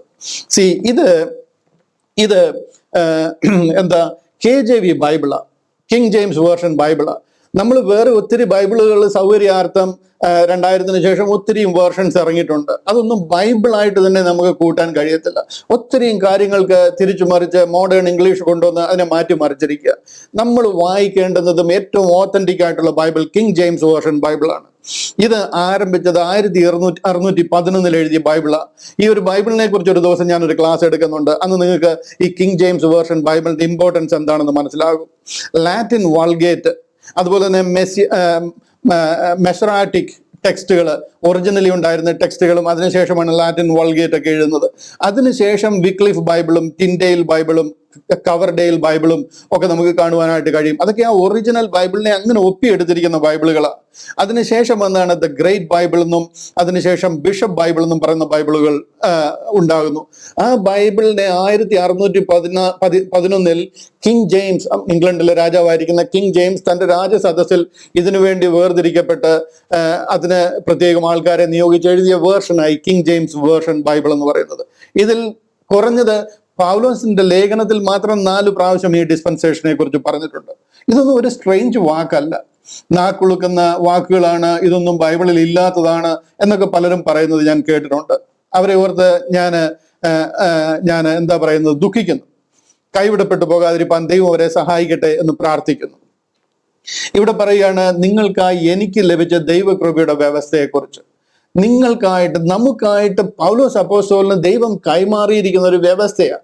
If you have heard of the dispensation of the grace of God എന്ന് പറയുന്നത്. അതിനനുസരിച്ച് ഞാൻ എന്നാലാവോളം ആ സുവിശേഷം ലോകത്തിലെത്തിക്കുവാനായിട്ട് അധ്വാനിച്ചിരിക്കുന്നു, അതിന്റെ അടിസ്ഥാനം ഇട്ടിരിക്കുന്നു എന്ന് പറയുക. കൊരിന്ത്യ ലേഖനം 1-ാം അധ്യായം, 1 കൊരിന്ത്യർക്ക് എഴുതിയ 1-ാമത്തെ ലേഖനം, അതിന്റെ 10-ാമത്തെ മൂന്നാമത്തെ അധ്യായം അതിന്റെ 10-ാം വാക്യം. അവിടെ പറയുകയാണ്, എനിക്ക് ലഭിച്ച ദൈവകൃപയ്ക്കൊത്തവണ്ണം ഞാൻ ജ്ഞാനമുള്ള ഒരു പ്രധാന ശില്പിയായി അടിസ്ഥാനമിട്ടിരിക്കുന്നു. പോൾ പറയുന്നത് കണ്ടോ, എനിക്ക് ലഭിച്ച ദൈവകൃപ. പോളിന്റെ മേൽ ദൈവം പകർന്നിരിക്കുന്ന ഒരു ദൈവകൃപയാണ്. As a wise master builder I have laid the foundation. പന്തിരുവരെ ചെയ്ത ഒരു ഫൗണ്ടേഷന്റെ പുറത്ത് പോൾ പണിയുക അല്ല ചെയ്ത്. ഇത് എനിക്ക് ലഭിച്ച ദൈവകൃപ, according to the grace of God which is given unto me as a wise master builder I have laid the foundation. ഈ ഫൗണ്ടേഷനാണ് പൗലോസിനെ ദൈവം ഏൽപ്പിച്ചത്. ഈ സുവിശേഷം അറിയിക്കാൻ വേണ്ടിയിട്ടാണ് പോളിനെ ദൈവം ദമസ്കോസിൽ ഇറങ്ങി വന്ന് വിളിക്കുന്നത്. എഫേസ്യ ലേഖനം 1:18 ഈ കാര്യം തന്നെയാണ് പോൾ വ്യക്തമാക്കുന്നത്. അവിടെ പറയുക, അവന്റെ വിളിയാലുള്ള ആശ ഇന്നതെന്നും വിശുദ്ധന്മാർ, അതിന്റെ മേലത്തെ വാക്യം നോക്കണം. അതിന്റെ മേലത്തെ വാക്യത്തിന്റെ ലാസ്റ്റ് പറഞ്ഞിരിക്കുന്നത് കണ്ടോ, നിങ്ങളുടെ ഹൃദയ ദൃഷ്ടി പ്രകാശിക്കണം. നിങ്ങളുടെ ഹൃദയദൃഷ്ടി, ഈ കണ്ണ് പ്രകാശിക്കണം, ഹൃദയത്തിന്റെ കണ്ണ് പ്രകാശിക്കണം. നിങ്ങളെ ഇരുട്ടിൽ നിന്ന് വെളിച്ചത്തിലേക്ക് നയിക്കുക എന്നുള്ളൊരു ദൗത്യമാണ് പോളിനെ ഏൽപ്പിച്ചേക്കുന്നത്. അതുകൊണ്ടാണ് പറയുന്നത്, നിങ്ങളുടെ ഹൃദയത്തിന്റെ കണ്ണ് പ്രകാശിക്കണം. ഹിന്ദിയിൽ ഞാൻ അതിനെക്കുറിച്ച് ക്ലാസ് എടുത്തിട്ടുണ്ട്. ഹിന്ദിയിലൊക്കെ പറയുന്നത്, ഓർ തുമാരി മൻ കി ആങ്കെ ജ്യോതിർമയ് ഹോ ജായേ. തുമാരി മൻ കി ആങ്കെ, അതായത് ഹൃദയ കണ്ണുകൾ അത് ജ്യോതിർമയ് ഹോ ജായേ, അതായത് അത് പ്രകാശിക്കണം. അത് പ്രകാശിച്ചു കഴിയുമ്പോഴാണ് നമ്മൾ എന്തിനു വേണ്ടി വിളിച്ചു എന്ന് അറിയത്തുള്ളൂ. ആ ഹൃദയ കണ്ണുകൾ തുറക്കുമ്പോൾ അവന്റെ വിളിയാലുള്ള ആശ ഇന്നതെന്നും, എന്തിനാണ് എന്നെ നിങ്ങളെ വിളിച്ചിരിക്കുന്നതെന്നും, വിശുദ്ധന്മാരിൽ അവന്റെ അവകാശത്തിന്റെ മഹിമാധനം ഇന്നതെന്നും, ഒരിക്കൽ വിശുദ്ധനായി ദൈവം നമ്മളെ അവന്റെ കൃപയാൽ വിശുദ്ധരായി കഴിഞ്ഞാൽ നമുക്ക് വേണ്ടി ഒരുക്കിയിരിക്കുന്ന ആ മഹിമാധനം ഇന്നതെന്നും, അവന്റെ ബലത്തിന്റെ വല്ലഭത്വത്തിൽ വിശ്വസിക്കുന്ന നമുക്ക് വേണ്ടി വ്യാപരിക്കുന്ന അവന്റെ ശക്തിയുടെ അളവറ്റ വലിപ്പം ഇന്നതെന്നും, ഇതെല്ലാം വലിയ വലിയ സബ്ജക്റ്റുകളാണ്. ഈ പറയുന്നത് നമ്മുടെ കണ്ണൊന്ന് തുറന്നു കഴിയുമ്പോൾ നമുക്ക് കാണാൻ കഴിയും. എന്ത്? നിങ്ങളുടെ ഹൃദയ ദൃഷ്ടി ആദ്യം പ്രകാശിക്കുമ്പോൾ നമ്മൾ എന്തിനു വേണ്ടി വിളിച്ചിരിക്കുന്നു എന്ന് നമുക്ക് മനസ്സിലാകും. അതുവരെ നമുക്ക് ഈ കാര്യം പിടികിട്ടത്തില്ല. എന്തിനു വേണ്ടിയാണ് ദൈവം നമ്മളെ വിളിച്ചിരിക്കുന്നത് എന്ന് നമുക്കറിയത്തില്ല. വിശുദ്ധന്മാർക്ക് അവരുടെ അവകാശത്തിന്റെ മഹിമാധനം ഇന്നതെന്ന് ഇപ്പോഴറിയത്തില്ല. എനിക്ക് നിങ്ങൾക്ക് ഒരു പ്രശ്നം ഉണ്ടെങ്കിൽ ഇപ്പോൾ അറിയത്തില്ല നമ്മുടെ അവകാശത്തിന്റെ മഹിമാധനം, നമ്മുടെ പദ്ധതി എന്താണ്, നമുക്ക് വേണ്ടി ദൈവം ഒരുക്കിയിരിക്കുന്നത് എന്താണ്, സ്വർഗത്തിൽ നമ്മൾ ചെന്നു കഴിഞ്ഞാൽ നമുക്ക് ലഭിക്കാൻ പോകുന്നത് എന്താണ് നമ്മൾ ആക്ച്വലി സ്വർഗത്തിൽ ചെയ്യാൻ പോകുന്നത്. ഈ നമുക്ക് വേണ്ടി ഒരുക്കിയിരിക്കുന്ന ആ കൃപയുടെ, ആ വിശുദ്ധന്മാർക്ക് ഒരുക്കിയിരിക്കുന്ന നമ്മുടെ അവകാശത്തിന്റെ മഹിമാധനം ഇന്നതെന്നും, വിശ്വസിക്കുന്ന നമുക്ക് വേണ്ടി വ്യാപരിക്കുന്ന അവന്റെ ശക്തിയുടെ അളവറ്റ വലിപ്പം ഇന്നതെന്നും. നമ്മൾ ഈ വിശ്വാസത്തിലേക്ക് വന്നു കഴിഞ്ഞാൽ നമ്മുടെ നേരെ പോരാടുന്ന ഒത്തിരി സാത്താന്യ ശക്തികളുണ്ട്. നമ്മളെ ഈ വിശ്വാസത്തിൽ നിന്ന് വീഴ്ത്തി കളയുവാനായിട്ട് നമുക്കെതിരെ നിൽക്കുന്ന ഒത്തിരി സാത്താന്യ ശക്തികളുണ്ട്. എന്നാൽ നമ്മൾ ആ പിടിച്ച് നിൽക്കുന്നത് എന്താണെന്നറിയാമോ? ആ ദൈവത്തിന്റെ ഒരു അളവറ്റ വലിപ്പം, വിശ്വസിക്കുന്ന നമുക്ക് വേണ്ടി വ്യാപരിക്കുന്ന അവന്റെ ശക്തിയുടെ അളവറ്റ വലിപ്പം. ആ അളവറ്റ ശക്തിയുടെ വലിപ്പം കാരണമാണ് നാം ഇന്ന് നിലനിൽക്കുന്നത്, നമ്മളെ പിടിച്ചു നിർത്തിയിരിക്കുന്നതും. അതുപോലുള്ള ആത്മീക ശക്തി ദൈവം നമ്മുടെ മേൽ പകരപ്പെട്ടിരിക്കുക. ഇതെല്ലാം നമ്മളൊന്ന് മനസ്സിലാക്കണമെന്നുണ്ടെങ്കിൽ നമ്മുടെ ഹൃദയ ദൃഷ്ടി പ്രകാശിക്കണം, നമ്മുടെ കണ്ണൊന്ന് തുറക്കണം. ഹല്ലേലൂയ. ആ കണ്ണ് തുറക്കുവാനുള്ള സുവിശേഷമാണ് പൗലോസിലൂടെ ദൈവം കൈമാറിയിരിക്കുന്നത്. ആ സുവിശേഷമാണ് ഞങ്ങൾ ഈ പ്രസംഗിക്കുന്നത്. ഞാൻ പ്രസംഗിക്കുന്ന സുവിശേഷം ഇതാണ്, എൽദോ ബ്രദർ പ്രസംഗിക്കുന്ന സുവിശേഷം ഇതാണ്, നദീഷ് ചെറിയാൻ പ്രസംഗിക്കുന്ന ഇതാണ്, സാം ഫിലിപ്പ് പ്രസംഗിക്കുന്ന ഇതാണ്, അമേരിക്കയിൽ നിന്ന് ബെഞ്ചമിൻ ബ്രദർ പ്രസംഗിക്കുന്ന ഇതാണ്. ഹല്ലേലൂയ. എല്ലാവരും ഈ സുവിശേഷം വെളിപ്പെടുത്തുവാനായിട്ട്, കാര്യം ഇത് മനുഷ്യരുടെ കണ്ണ് തുറക്കുന്ന സുവിശേഷമാണ്. വിശുദ്ധന്മാർക്ക് അവരുടെ അവകാശത്തിന്റെ മഹിമാധനം ഇന്നതെന്നും, വിശ്വസിക്കുന്ന നമുക്ക് വേണ്ടി വ്യാപരിക്കുന്ന അവന്റെ ശക്തിയുടെ അളവറ്റ വലിപ്പം ഇന്നതെന്നും ഒക്കെ നമുക്ക് മനസ്സിലാകുന്നത് ഈ സുവിശേഷത്തിലൂടെയാണ്. ഹല്ലേലൂയ. എന്നാൽ പോളിലൂടെ ലഭിച്ച ഈ മഹത്വമേറിയ സുവിശേഷം നമ്മൾ അറിയാതിരിക്കാൻ നമ്മൾ അറിയാതിരുന്നു കഴിഞ്ഞാൽ നിറയെ ഡോക്ടറിനൽ കൺഫ്യൂഷൻസ് ഉണ്ടാകും, ഉപദേശപരമായിട്ടുള്ള നിറയെ കൺഫ്യൂഷൻസ് ഉണ്ടാകും. ഇന്ന് ആ കൺഫ്യൂഷനാണ് ക്രിസ്ത്യൻഡത്തിൽ ഉണ്ടായിരിക്കുന്നത്. അതിന്റെ ഫലമായിട്ടാണ് 45,000-ലേറെ ക്രിസ്ത്യൻ ഡിനോമിനേഷൻസ് ഉണ്ടായിരിക്കുന്നത്. എല്ലാവരും ബൈബിളിൽ നിന്ന് ഉപദേശം എടുത്തിരിക്കുന്നത്.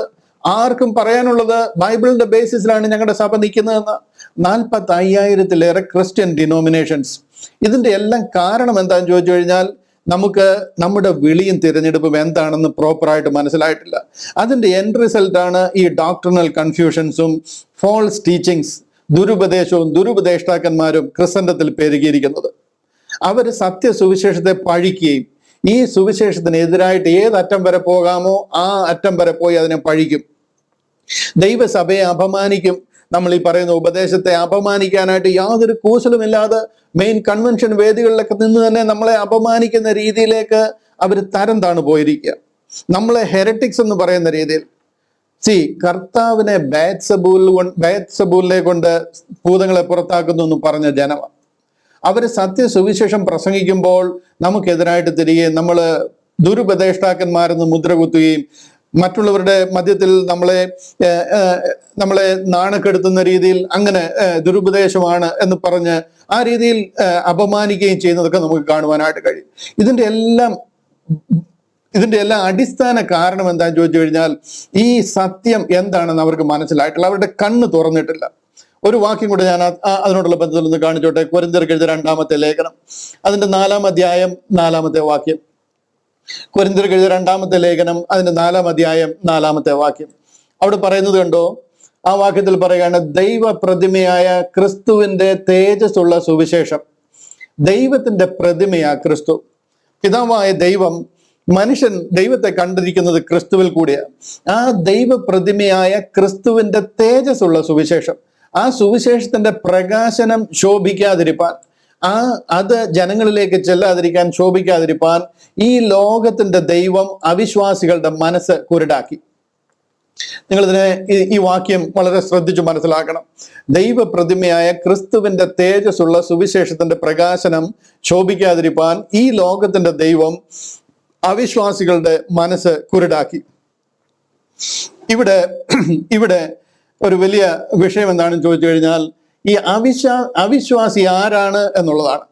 ഗ്ലോറിയസ് ഗോസ്പലിന്റെ പ്രകാശനം അത് ശോഭിക്കാനാണ് ദൈവം പോളിനെ വിളിച്ചത്. അതാണ് പോളിനെ ഏൽപ്പിച്ച ദൗത്യം. കണ്ണ് തുറക്കാനും ഇരുളിൽ നിന്ന് വെളിച്ചത്തിലേക്ക് നയിക്കാനും അതാണ് പോളിനെ വിളിച്ച ദൗത്യം.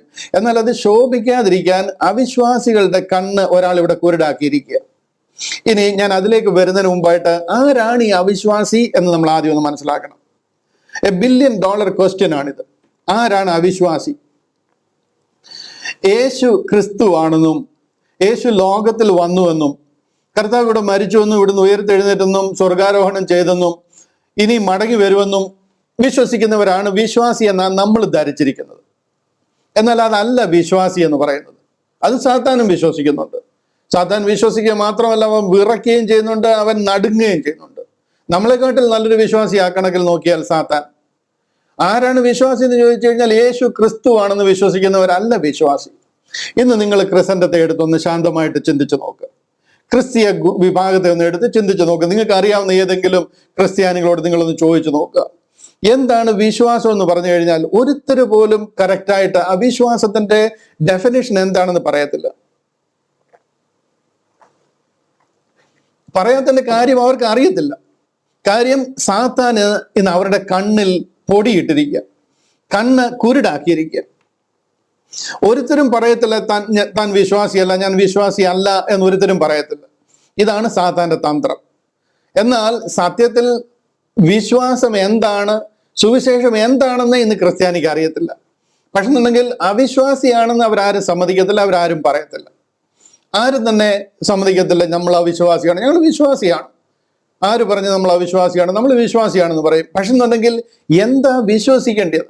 താങ്കൾ എങ്ങനെയാണ് താങ്കളെ വിശ്വാസി എന്ന് പറയുന്നത്?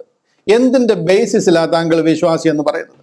യേശു ക്രിസ്തു എന്ന് താങ്കൾക്ക് അറിയാം, അതാണോ താങ്കളുടെ വിശ്വാസത്തിന്റെ അടിസ്ഥാനം? അതോ കർത്താവ് ഇവിടെ വന്ന് 3.5 തിരുവയസ്സ് വരെ 3.5 വർഷം ഇവിടെ കർത്താവ് ശുശ്രൂഷ ചെയ്തു, ഇവിടെ കന്യകാമറിയത്തിൽ ജഡമെടുത്തു, പൊന്തിയാസ് പിലാത്തോസിനാൽ ക്രൂശിക്കപ്പെട്ടു, ഇവിടെ നിന്ന് മരിച്ചു, അടക്കപ്പെട്ടു, ഉയർത്തെഴുന്നേറ്റു, ഇതൊക്കെയാണ് ഇന്ന് ക്രിസ്ത്യാനികൾക്ക് അറിയാവുന്നത്. അതറിയാവുന്നവര് അറിയാത്തവരും ഉണ്ട്.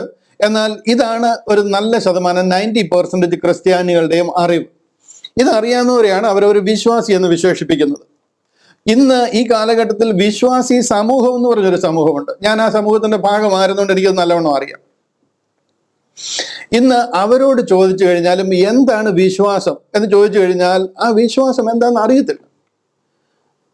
അറിയത്തില്ല എന്ന് പറയുമ്പോഴത്തേനും അവരൊക്കെ കോപിക്കാനിടയുണ്ട്. പിന്നെ ഞങ്ങൾക്കറിയാം, ഞങ്ങളെ ഒന്നും പഠിപ്പിക്കേണ്ട ആവശ്യമില്ല, വിശ്വാസം എന്താണെന്ന് ഞങ്ങൾക്ക് അറിയാമെന്ന് പറയും. ഞാൻ തേണ്ട ഈ വാക്യം നിങ്ങളൊന്ന് എക്സ്പ്ലെയിൻ ചെയ്യുക, നിങ്ങളുടെ മനസ്സിലൊന്ന് ഇറക്കി വയ്ക്കുവാനായിട്ട് ആഗ്രഹിക്കുക. ദൈവപ്രതിമയായ ക്രിസ്തുവിന്റെ തേജസ്സുള്ള സുവിശേഷത്തിന്റെ പ്രകാശനം ശോഭിക്കാതിരിപ്പാൻ ഈ ലോകത്തിന്റെ ദൈവം, നിങ്ങൾക്കറിയാം അതാരാന്ന്. അവിശ്വാസികളുടെ മനസ്സ്, എനിക്ക് ഈ അവിശ്വാസികളുടെ മനസ്സ് എന്നുള്ള വിഷയമാണ് എനിക്കൊരല്പം ഒന്ന് ഓപ്പൺ ആക്കി തരേണ്ടത് നിങ്ങൾക്ക്. ഇതിൽ അവിശ്വാസികൾ ആരാണെന്നുള്ളത് നിങ്ങളൊന്ന് അറിയണം.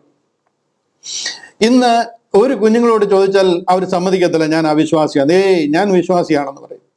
താങ്കൾ എന്തിലാണ് വിശ്വസിക്കുന്നത്? എന്ത് കാരണത്താലാണ് താങ്കൾ താങ്കളെ വിശ്വാസി എന്ന് എണ്ണുന്നത്?